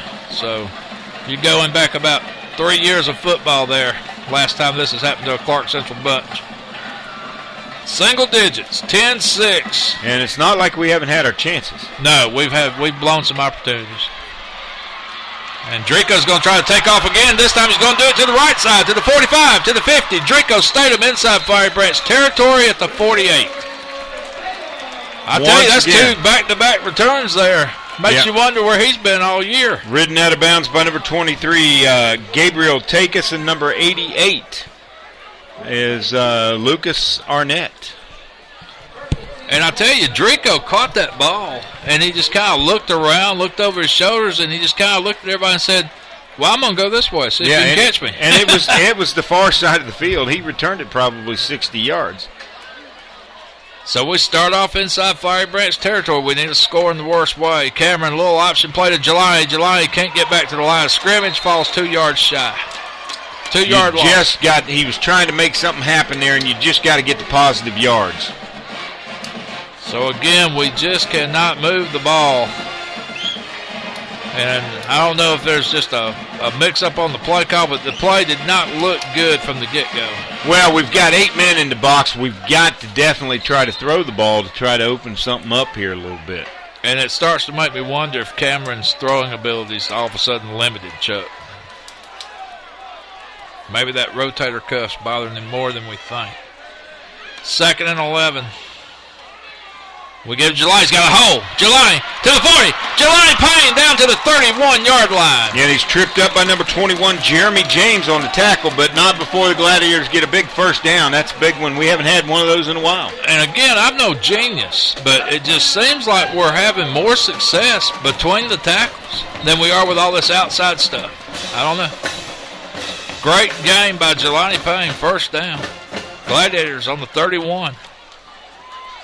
Well, when we go inside the tackles, you definitely got a mano-a-mano situation on those linemen. They know who they're going to. When we spread it, it's giving them a little time to develop defensively. Man in motion, Maxey. We give Jelani again. He wants to go outside, and he's got a little room. Jelani to the 25, to the 20. Jelani Payne. Can he go to the house? Touchdown, Jelani Payne. Oh, they marked him out, Chuck. They marked him out of bounds at the 2. 3-yard line. Wow. 3-yard line. That's huge.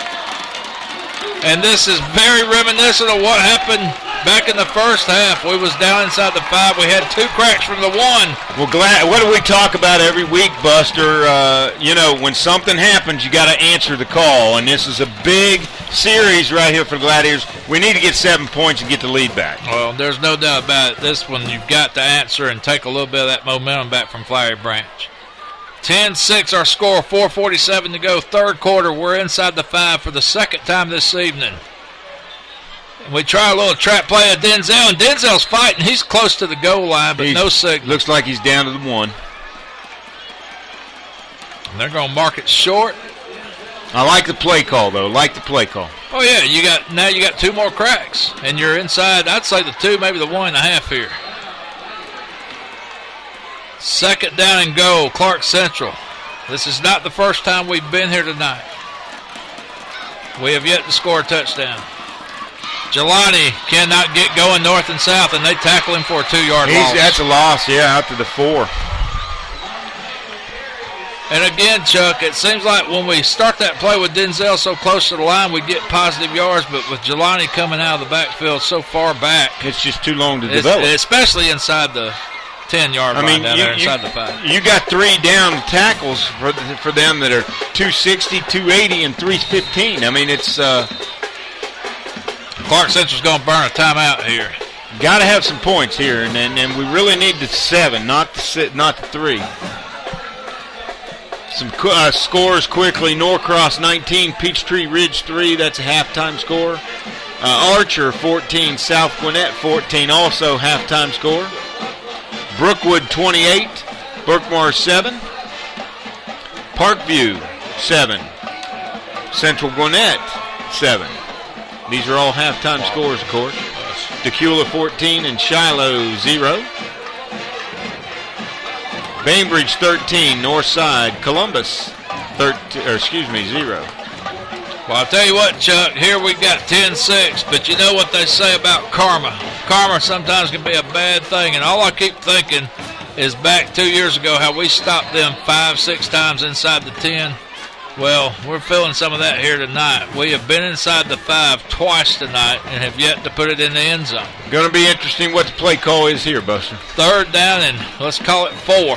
3rd and goal from the 4. Field goal's not going to be as much help as a touchdown would be in this situation. We're trailing by 4. 10-9. Cameron's looking, a little play action. Cameron trying to buy some time. He's got him in the end zone. Touchdown. Touchdown, Gladiators. Big play. Cameron Johnson, he extended that play out, and Cameron's limping. He took a hit at the end of the play.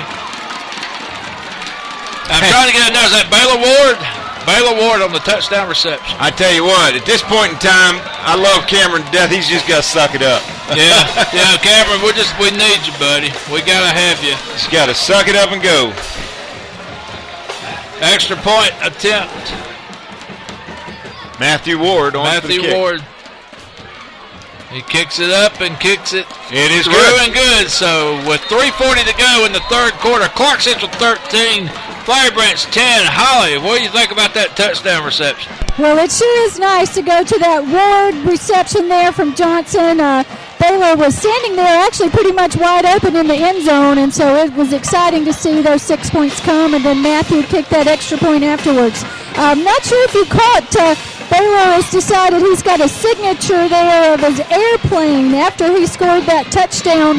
He's a soccer player too, and unfortunately they're just a little bit more dramatic than football players sometimes. Yeah, I think Baylor's signature move, Holly, needs to be called more like the wounded albatross. That's what he looks like, kind of flying off the sideline there. But we'll take it. We know it's Baylor, and we know it's him, and we're enjoying it, every bit of it. We love seeing him do that. Back deep again for Flowery Branch, 17, Padmore, and number 23, Quentin Mayfield. Of course, a halftime score now, Winder Barrow 17, Cedar Shoals 0.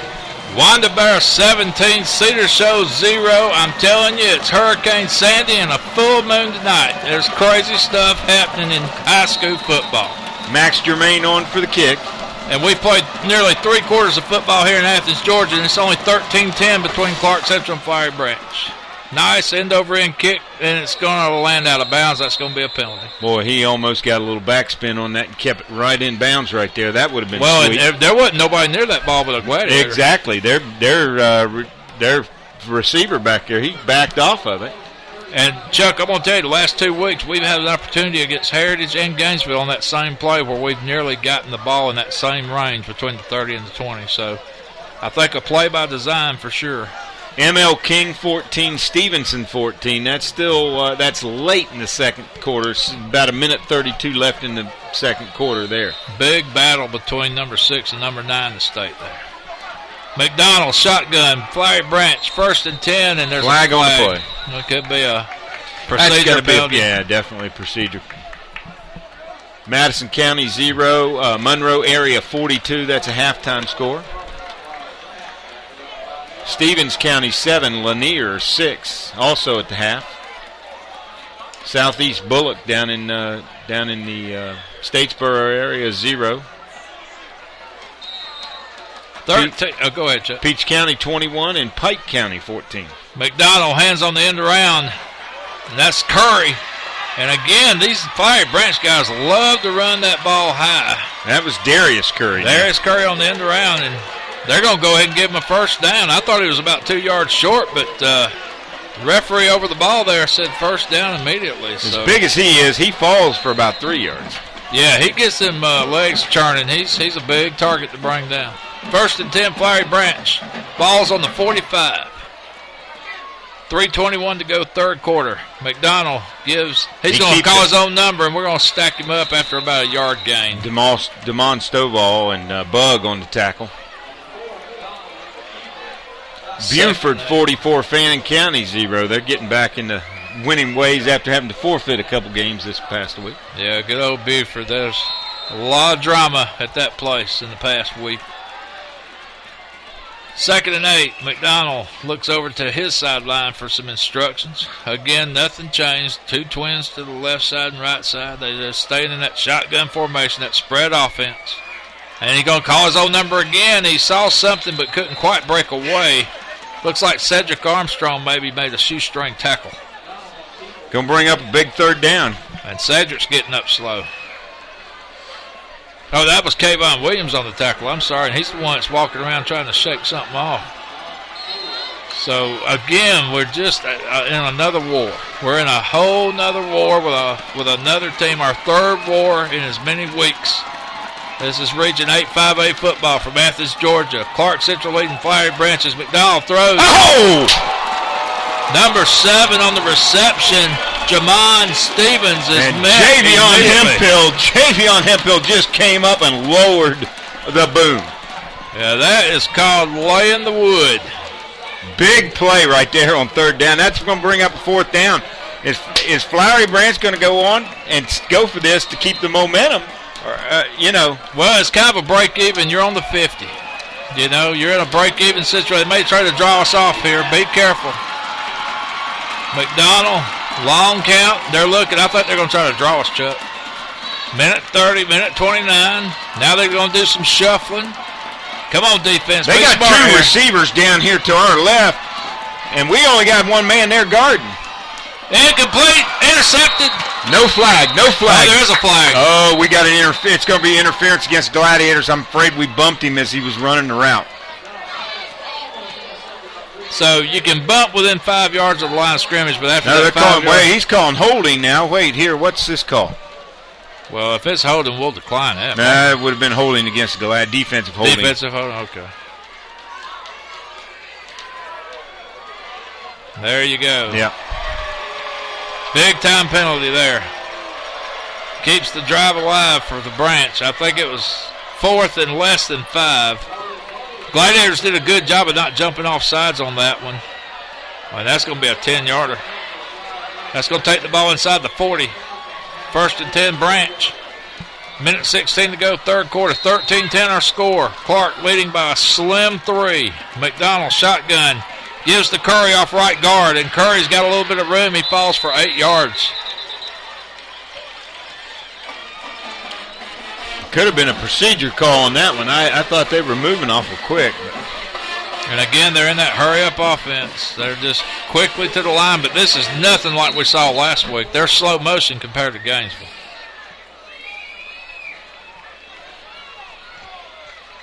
Again, Flowery Branch. They've got a lineman down there with equipment somebody trying to tie their something. shoe or something. And now they rush him up to the line, but that's after a lot of time. How about a delay of game here? Well, he didn't blow the whistle until just a second ago. And this time they're going to do a quarterback keeper, and they go inside the 30 down to the 25 to the 23. McDonald on the keeper. Good for a first down, of course. Tackle made by Anukum. And I don't know. They're probably going to try to get one more play off. 38 seconds to go in the quarter. But they are knocking on the door. They're just outside the 20. 13-10. Clarke leads by 3. Could use a turnover right here. McDonald again. He's just making guys miss at the line, and he falls for another 5-6 yard gain. That's going to be more than that. They're going to give him about 7. Hemphill again on the tackle. So with 17 seconds to go, the Branch quickly comes up to the line. 12 seconds. 10 seconds. They snap it. They give to Curry, and Curry's just wandering around over there around the 10 down to the 9. And again, a lot of arm tackling going on, Chuck. That's going to be the end of the quarter, Buster. Not wrapping up. 13-10, end of the third quarter here in Athens, Georgia at Billy Harrison Stadium. Holly, what do you got? We've got folks here on the sidelines. As you can see, the traditional 4 fingers being held at the fourth quarter, and I know that the Gladiators are hoping to really pull down deep this evening and play with the tradition of the fourth quarter that we play in and make some big plays here. You can see that a lot of focus going on, a lot of intensity here on the sideline. So hopefully we're going to make something a big play happen right now. Well, Clarke Central needs a victory in the worst kind of way to improve their playoff seeding chances if they make the playoffs. Flowery Branch, of course, they've got bigger goals in mind. They want to stay undefeated so they can have a big showdown with Gainesville at the end of the season. East Paulding 13, South Paulding 10. Wow, East Paulding really having a time of it tonight, are they not? Rome 21, Lithia Springs 7. Appalachia and Salem, halftime score 0-0. Of course, the ML King Stevenson, we gave you 14 all. Well, you mentioned the Rome score. Rome trying to come back from East Paulding's 42-6 thumping last week, so sounds like Rome's getting back to the winning ways. Creekside 21, McIntosh 6. Harris County 20, Lee County 7. Sprayberry and Kell both tied at 7. Jones County 28, Lakeside Evans 14. Tucker 21, Miller Grove 13. That's halftime score. Of course, we gave you the halftime score. Winder Barrow 17, Cedar Shoals 0. Well, here we're 13-10, and Flowery Branch is first and goal on the 9. And a quarterback keeper, McDonald, but we wrap him up this time. We're trying to strip the ball. We almost got it. Fumble, but Curry, I think it was Curry, wasn't it? Yeah. Justin Curry falls down on the ball back at the 13-yard line. Javion Hemphill came up there with purpose, stripping that ball, and we almost got a turnover on that play, but nevertheless, we back them up, and it's going to be second and goal from the 13. Flowery Branch trying to take the lead here. And believe me, they've got a good enough kicker where they can get a tie right here where they're at. McDonald again wants to keep it and look for a seam, and he's down to the 5. It's going to be third and goal from the 5.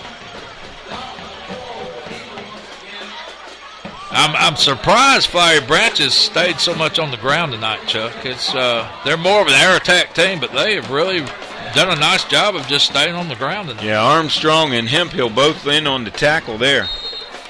11 minutes to go in the game. Clarke Central leads by 3, but Flowery Branch on the 5. Third and goal. McDonald shotgun. And he gives to Curry, but nothing doing. He might have got a yard, but Chica Newcomb in there. Cavante Bug. And now you've got a big decision if you're Flowery Branch. Do you go for it here, Chuck, or do you kick the safe 3? Well, I tell you what, there's not much activity over on their sidelines. It looks like they're calling a timeout, Buster. Well, you almost think you got to. Like I said, the bigger picture for Flowery Branch is they're still in a region championship race with Gainesville, so they've got to think this out. Clarke Central needs a big stop here. Some other scores: Allatoona 10, Hiram 10. That's a halftime score. Allatoona, one of the unbeatens that's left, that's struggling tonight. Northgate 14, Stars Mill 3. Pope 7, Riverwood 3. Richmond Hill 28, Bradwell Institute 0. Ware County 34, Grove 0. Glen Academy 14, Effingham County 0. Warner Robins still 14-7 over Grovetown, and Northside Warner Robins in the fourth quarter taking it easy on Greenbrier 35-0. Wow. That was halftime score, of course. Yeah, you're talking about a team that averages well over 48 points a game, so might be seeing a lot of the second teamers in action right now for Northside. Here we're 13-10, and Flowery Branch has been forced to make a big decision. Do they go for it on 4th and 5? 4th and goal from the 5, or do they kick the safe 3? Tie this thing up. Got an update on that Appalachia game. It's 12-0 now over Salem third quarter. Salem having a rough year. And they're going for it, Chuck. They're going to stack it in tight. Power I formation. They give to Curry, and he fight and untouched. Didn't even get slowed down. Touchdown. Yeah, they put about 5 or 6 people right there on that right side of the line of scrimmage and just kind of walked their way right through there. Well, just the momentum didn't even seem like he got slowed down. A 4-yard touchdown run. Flowery Branch has taken the lead 16-13 as they try to tack on an extra point, which is huge, and will make it a 4-point game. Yeah, there's a whistle, and let's see what happened here. Was there movement? Did we jump off sides? Clarke's clapping their hands. Illegal procedure, Flowery Branch. It'll back them up a little bit. 16-13. Defense had a chance to make a stop and could not do it. Missed extra point here would be nice. You go back to that fourth down play on the interference. Yeah, that was huge. Big time. Defensive holding. The drive would have stopped. But Flowery Branch got new life, and they made the most of their opportunity here. They cashed in with a touchdown.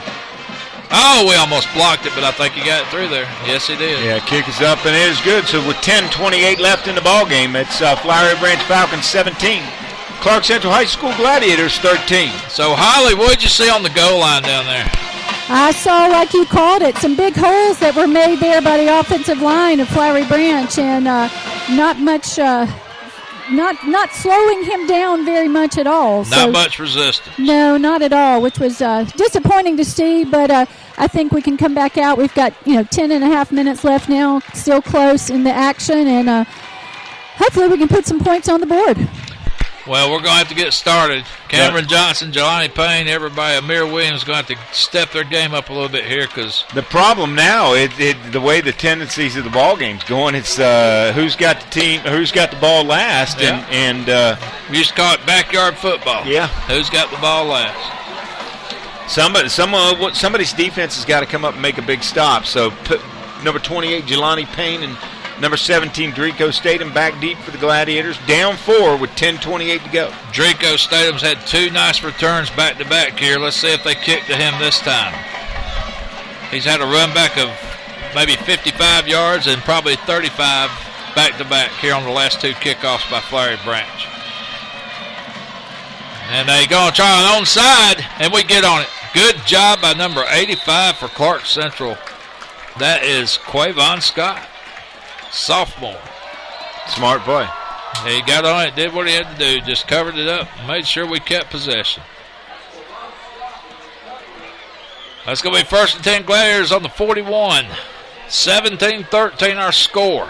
10:28 to go in the game.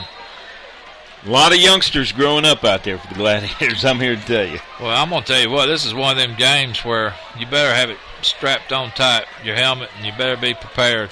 We'll go home with a headache. Looks like, is that Austin Johnson at quarterback? He gives it to Jelani.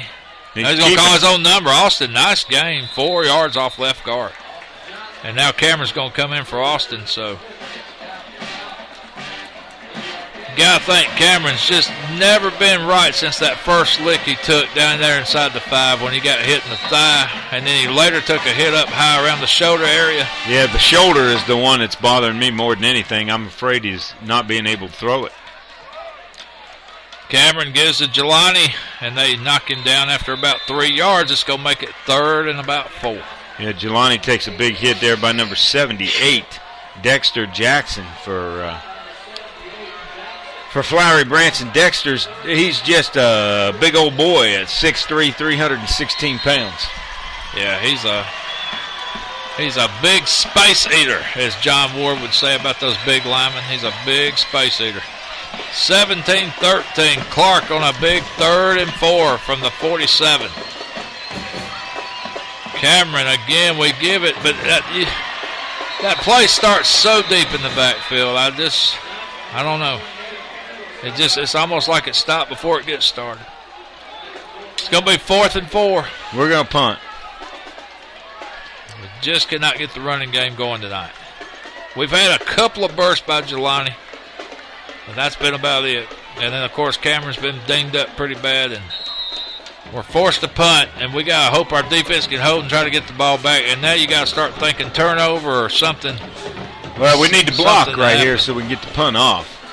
Max Germain in, standing around his 34-yard line. Good snap. Nice punt. Fair catch called for and received around the 24. So now Flowery Branch, and they've been on the ground all night, Chuck. You got to wonder if they're just looking to get first downs now. Well, they got a lead. You can't blame them for that. Defense has got to step up. We need a 3-and-out bad here. 17-13. Flowery Branch leads. 8:35 to go in the game. Ball's officially laying just inside the Flowery Branch 23. 1st and 10 Falcons. They've got 3 wide receivers to the left, 1 over here to the right. Maybe the first time I've seen 3 receivers on the same side of the field tonight. They put a man in motion. That's Curry. They look over here. They're going to throw a little screen play to Curry. Hope for some blocks. They get some, but not enough. He maybe gets a yard past their original line. Once again, we got an arm on him behind the line of scrimmage, but we just can't wrap up. Uh-oh. Whistles. Official timeout. That might be. We got an injured player out there, Gladiators. That's number 94, Cavante Bug, and that's another big defensive lineman. We already missing Bam Bam Miller tonight, and now Bug's hobbling. I tell you, this has just been a heck of a season with the injury bugs. I'm telling you, they've just been nagging each and every week, and it's like we have to patchwork our defensive line. We have to patchwork our offensive line. We've got guys that sometimes have to play out of position just to make something work. Been a big issue this year with the Gladiators. Yeah, and it makes it tougher, too, because of the youth of the Gladiators. You're putting so much pressure on some of these senior players, but we've had a lot of seniors with a lot of injuries. We started the season without Amir Williams, and it's just been a tough year.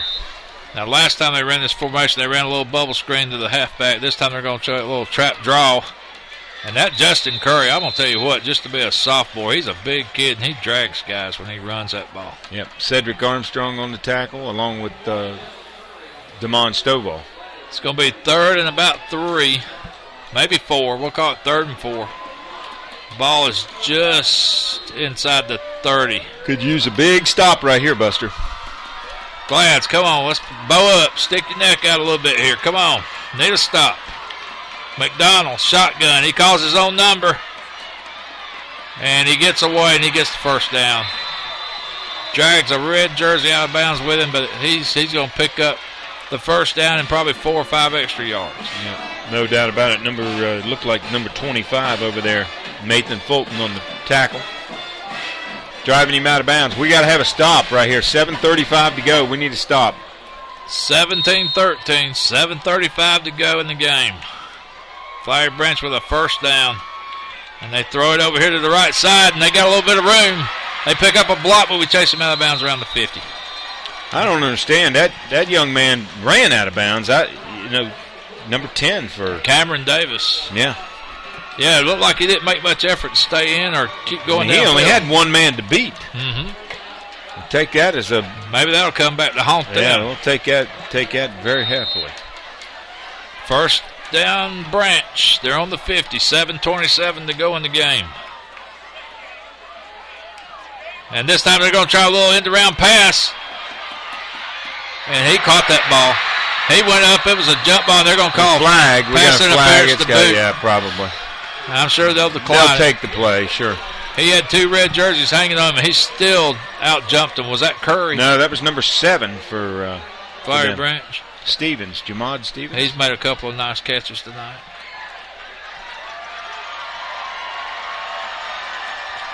So they'll decline that penalty, pass interference, and they'll just take the ball right where he caught it. Why, sure.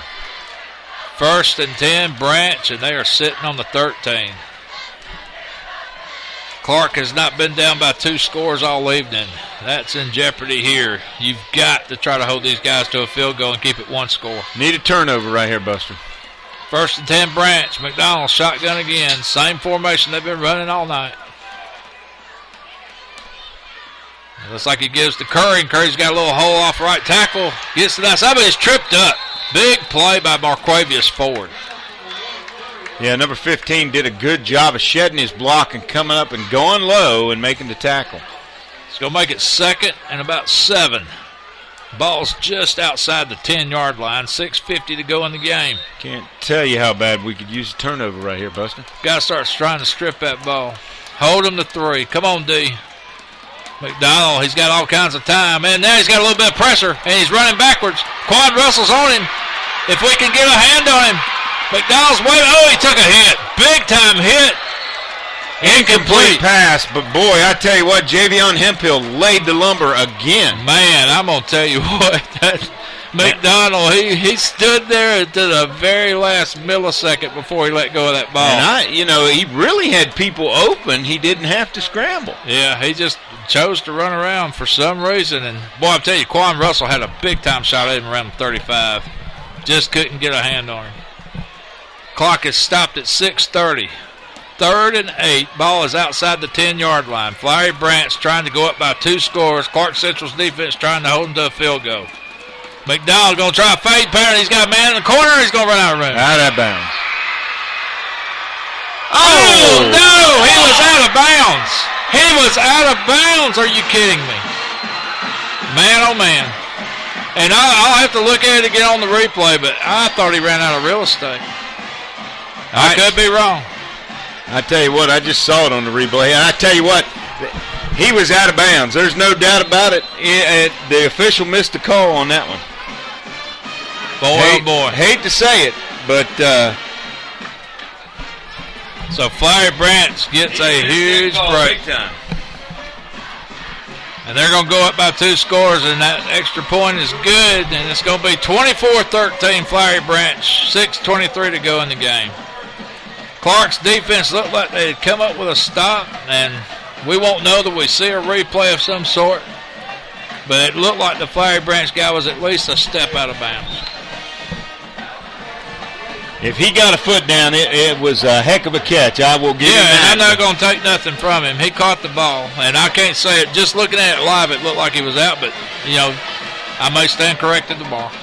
Well, I don't know if Holly was anywhere close. Holly, was you anywhere close down there? No, I was actually on the other end of the field, but from my angle, you could see the pylon move, so I'm not sure if he was able to get one in or not, but from this angle, I couldn't tell.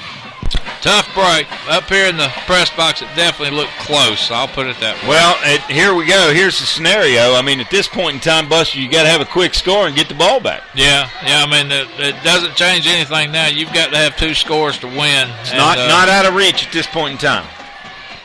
Flowery Branch tried an onside kick last time. Let's see what they do here. Drico's had 2 big returns tonight. They may feel a little safer now with a 2-score lead. They may just kick it deep. Little pooch high kick. There go fair catch it. Good job by Anthony Smith on the 31. Flag on the play, though, Buster. Well, I didn't see Anthony Smith do anything wrong. It's at about the 45-yard line, about where our... Oh, could be a block in the back or something. Which I don't know. The ball wasn't anywhere over there. I don't know what the call could be.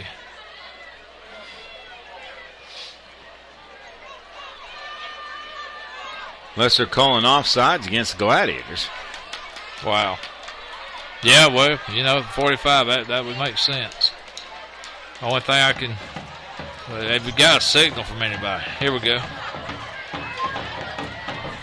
Holding or blocking the back against the Gladiators. Blocking the back. That's big. A 15-yarder. That'll back us up to inside the 25. They're going to lay the ball down maybe on the 24. Nope, he's going to put it on the 26. 24-13, Clarke Central with their work cut out for them. 22-yard line. 22-yard line. 24-13.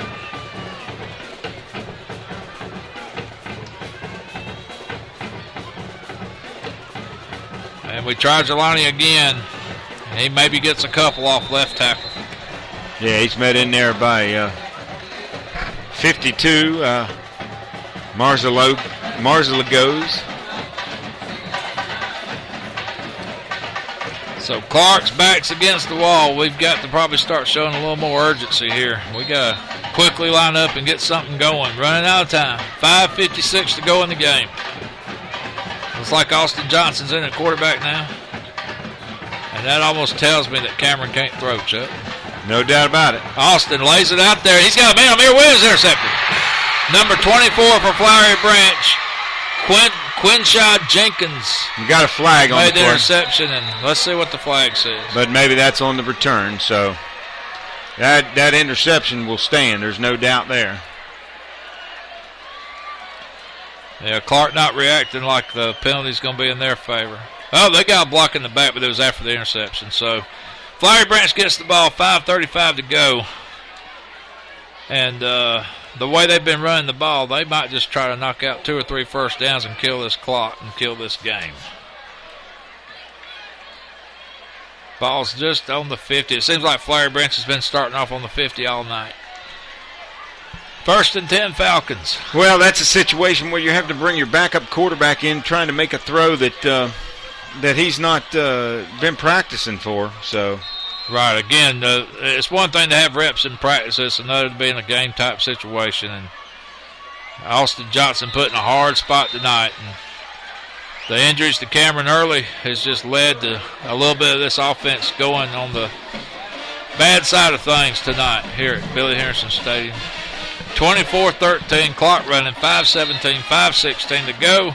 Well, the loss of Rodney Willingham has been huge. The breakaway speed, the guy that could, break one on you at any time has really hurt and put a lot of pressure on Cameron Johnson to make the big plays where he has been very dependent in the last few years being able to turn around and hand the ball off number 24. Yeah, and I'll tell you, Jelani was coming into that role last week at Gainesville, but I'll tell you what, this Flowery Branch defense a lot stouter when it comes to stopping that run than Gainesville is. Of course, Gainesville's philosophy, I think, is just try to outscore you. Yeah. They're just going to try to outscore you, and if you can keep up with them, fine. If you can't, well, then so be it. But well, we need to stop them here, try to get the ball back, give ourselves a chance here. Well, it's 3rd and 6. Ball is just outside the 46. But I tell you, the Gladiators are in every one of these ball games. Yeah, and you can go back to 1 or 2 plays every game that if this could have happened or if that could have happened, and that's just been that kind of a year for the Gladiators. The youth of this group has just been, it's a growing year, and a lot of positives to bring out of it. Now that this game's not over, 4th down, let's see what the Branch is going to do. Are they going to punt or are they going to go for it? Well, I think they're going to go for the nail in the coffin, Chuck. I think 4th and 1, they're just going to go ahead and try to go for it and get another first down. It makes no sense to punt, really. And that's exactly what they're going to do. McDonald comes out, lines up in shotgun. And I definitely think they're running the play. They're not going to try to draw us off or nothing. And they got trips over here to the right side. And, they've got single coverage. Now they call time. But they had single coverage over there on the left side with number 7, Jamad Stevens and Draco Stadium were matched up. Well, Stevens or Curry, either one. I mean, they got a height advantage over our defensive backs to begin with. There's no doubt about that. Well, the key here is when they took this ball back, it was 6:35. We're down to 3:35. They made up 3 minutes with a couple of first downs here. Appalachia still 12-0 over Salem, 3rd quarter score. Still 17-0 halftime score on Cedar Shoals, so can't update that for you. Winder Barrow, that's unreal.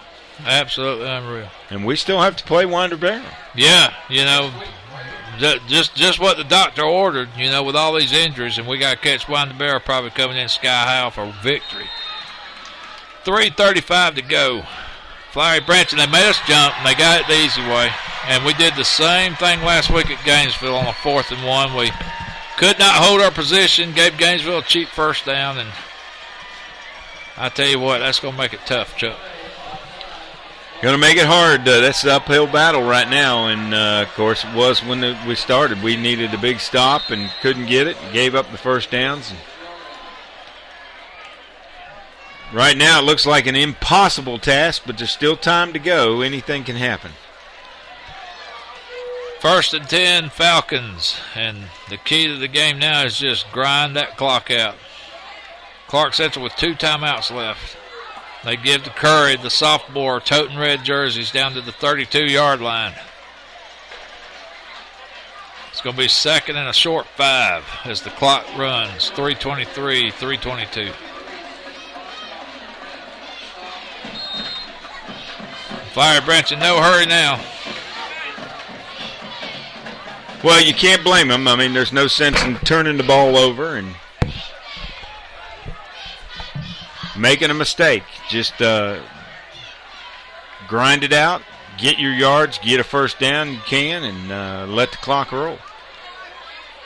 Gladiators got to score twice at this point in time. McDonald, he gives to Curry. Curry wants to bounce outside, but we wrap it up pretty good. Yeah, Not much gain there. Good play there by number 15, looks like, or was that 35, Chica Newcomb? I think it was a Newcomb. It's going to make it 3rd and 5, but the big story, 2:35 to go in the game. Of course, your halftime score, Stevenson 14, ML King 21 over in Atlanta tonight. That's a big game against a couple AP top 10, I think it is, Buster.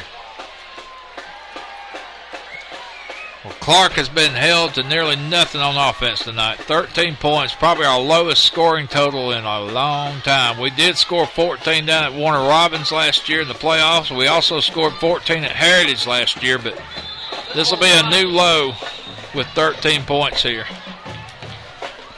And Chuck, to be quite honest, the 13 points have not been easy.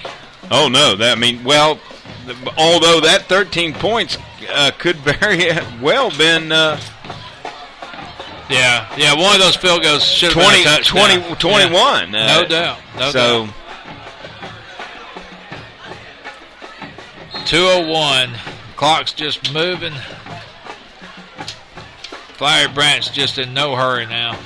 155, 154. And Clarke with 2 timeouts, but they obviously would like to have them on offense if they can get a stop here. And Flowery Branch wasting just every last second they can before they have to call a play. 3rd and 10. Oh, bad snap. It's across the 50 to the 45. We got a red jersey falling on it. I think Flowery Branch has got it back. We had 2 red jerseys touch that ball inside the 45. Coach Riles is going to call timeout now. Yeah, and I just, man, when you talk about things not going your way, the call in the end zone a while ago went Flowery Branch's way. The bounce there on the bad snap went their way. It's been one of those kind of games, and to boot with some injuries to some key people. Not been a good thing. Well, the Gladiators losing their quarterback, Cameron Johnson, obviously unable to throw the ball tonight with that shoulder injury, and has been a definite hindrance. And you got to wonder how that's going to play out next week. Oh, no doubt. And when you have to shuffle quarterbacks in, I mean, the opposite team knows what's going on, so makes it tough. Well, I'll tell you what, as far as anything to say physically, this might have been the most physical bunch I've seen Clarke Central play all year. They really brought it on defense, and that's evident with the injuries to Cameron tonight. One in the leg, one in the arm, and you hate seeing that, but that's part of this game. It's not touch football, it's tackle football, and Flowery Branch brought it. They brought it hard tonight. And hats off to them. They'll get in a punt formation. No doubt about it. 4th and 30 maybe, 31. And this has got to be sweet for Winder Barrow, too, after coming over here last year and us going over there the year before and them taking some tough losses where they were really expected to win. So all hats off to Flowery Branch and Boy, I tell you what, Flowery Branch coach is not happy with his punting team. I don't know what happened there, but he is really giving the lecture to the punting squad out there. He is not happy. And yeah, Chuck, you're right. We're catching Winder Barrow possibly on a very emotional win, first win in forever for them, and they're doing it to a pretty good team. Let's not forget who they're doing it to. Cedar is no cupcake. Oh no, that's exactly right. Of course, Cedar's been riddled with the injury bug, too. They had a big running back go down last week with a broken leg, and I'm sure that's hindering their game a little bit. So 4th down again, Flowery Branch trying to get a punt off with 1:23 to go. If you're a Clarke Central fan, we need a couple of miracles. We need a couple of quick scores.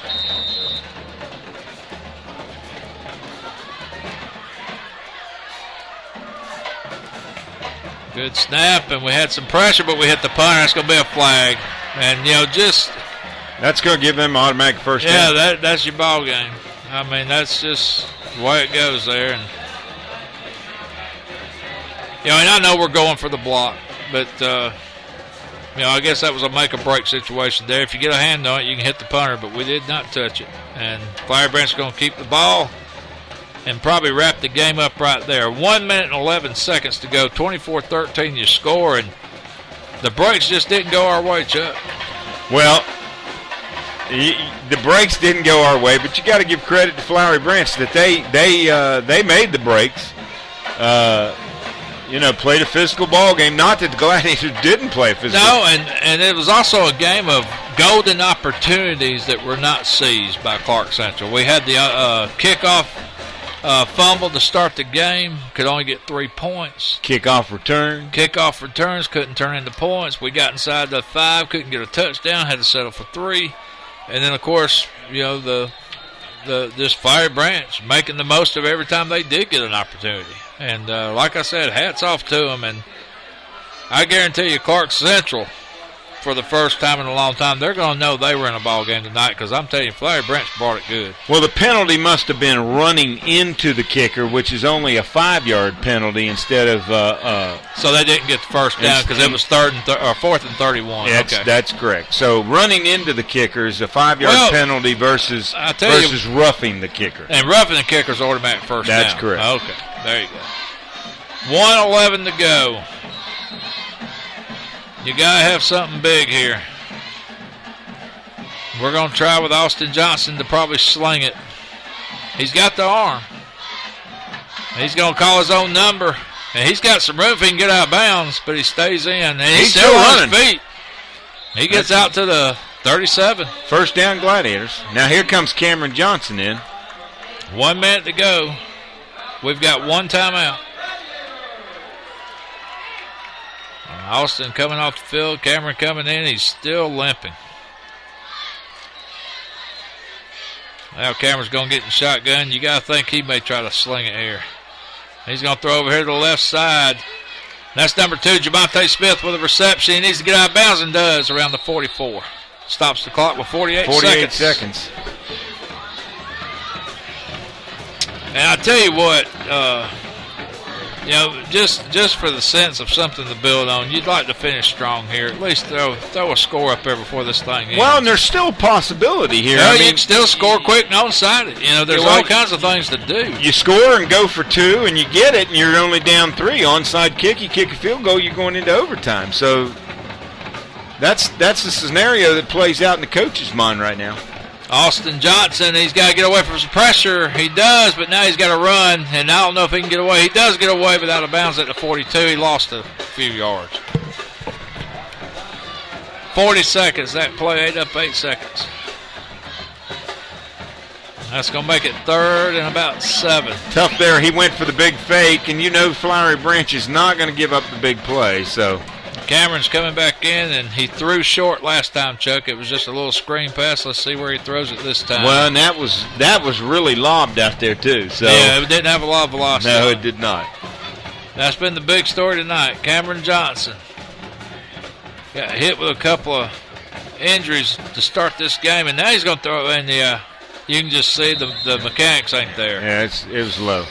And that's probably the 2nd, 3rd low ball he's thrown tonight that just was not a typical Cameron Johnson throw. Austin's back in the ball game. Allatoona 17, Hiram 17, 4th quarter score. Well, I'm telling you, Allatoona undefeated.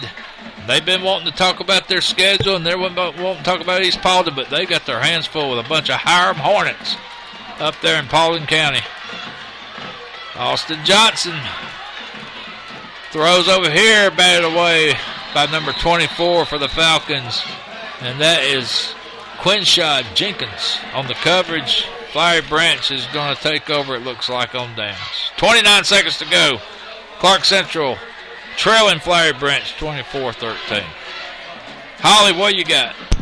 Well, I'm here. You guys were talking about someone who we are greatly missing this evening. I'm here with Rodney Willingham on the sidelines on crutches. Rodney, you are sorely missed. Any words you'd like to share with the Gladiator fans? I just want to say I just miss playing football, and I just want y'all to keep me in y'all prayers so I can come out some kind of way. I need a miracle, but I just want to be out there. Thanks for y'all watching me. Thank you. Well, Rodney, you are greatly missed, and we wish you well and hope you get better very quickly. Thank you. Well, and here it just looks like Flowery Branch is going to let the clock run out. And both teams, you like seeing that after a hard-fought game. They're shaking hands and giving hugs, and it's been a war. Do have a final score also. East Paulding 20, South Paulding 16. Wow, East Paulding escapes. And, I mean, they're still undefeated, but barely. Here the clock runs out at Billy Henderson Stadium. Final score, Flowery Branch 24, Clarke Central 13. Chuck, your thoughts on this big region loss for the Gladiators? Well, I tell you what, it's been some tough losses. That's 3 in a row for the Gladiators. And puts us in a situation where we have definitely got to win some ball games here to make a playoff run. And, of course, young team, has been facing a lot of adversity this year.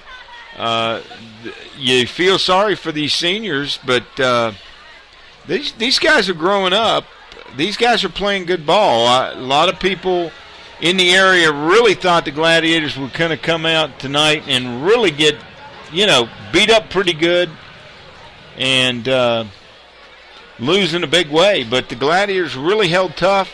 Offensively could not get it done tonight when we needed to get it done in many situations. But all in all, and again, the big reason on that offensive deal is Cameron getting the big hit on his thigh early in the first quarter, and then I think the second quarter barely got started. And he took a hit up high, and it affected his arm, his throwing motion. But you're right, Chuck. We've been saying it all year.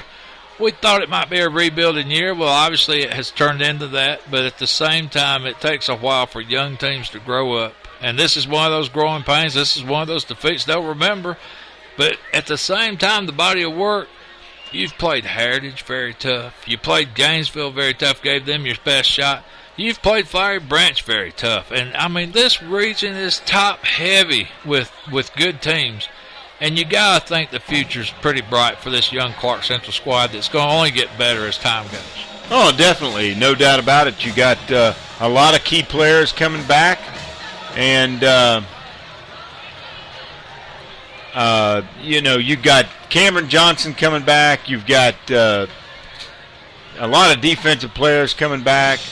So, all in all, it's a young team getting older, maturing as we speak. And they're going to remember these losses. And they're going to remember them well next year when they come back to play these teams again. Holly, your thoughts down there on the sidelines? You saw the Gladiators heading to the locker room. Yes, Buster, they were very disappointed this evening. They were hoping to come out for a win, and it was a hard-fought game, and you can see Flowery Branch is celebrating. I congratulate them for a good game. It was a well-played game. It was tough, and I really am sorry for these seniors, like you were saying. It's a great disappointment. But I really respect these guys. They played hard. They played every down, and like you said, they're learning a lot from this experience. And I think that's one of the things that sometimes the fans don't realize, but the players and the coaches understand firsthand that this is a game of wins and losses, but it's not just a wins and loss for the moment. It's for life. And they're learning some things that will carry them to the future.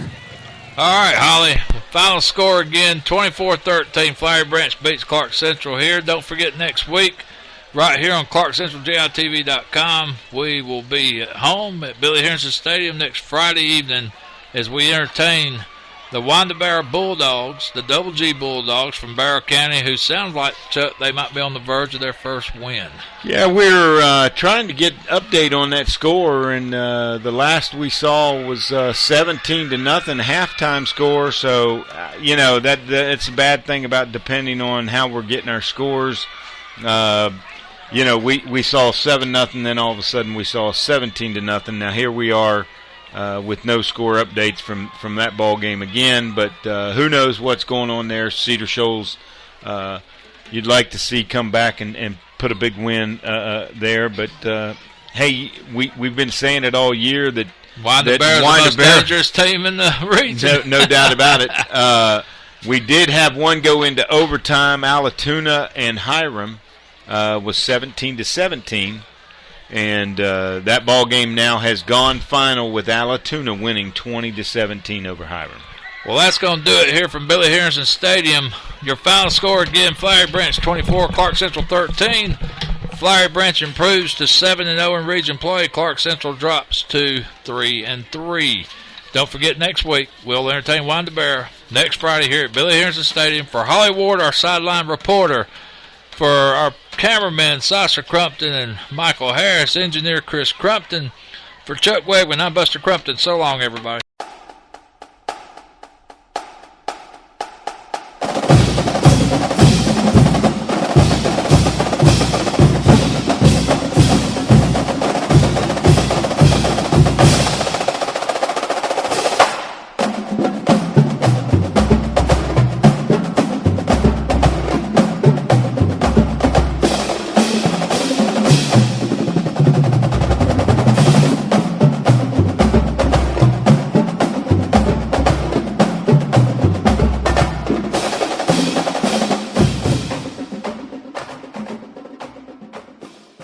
Because, the delay here, I was watching it.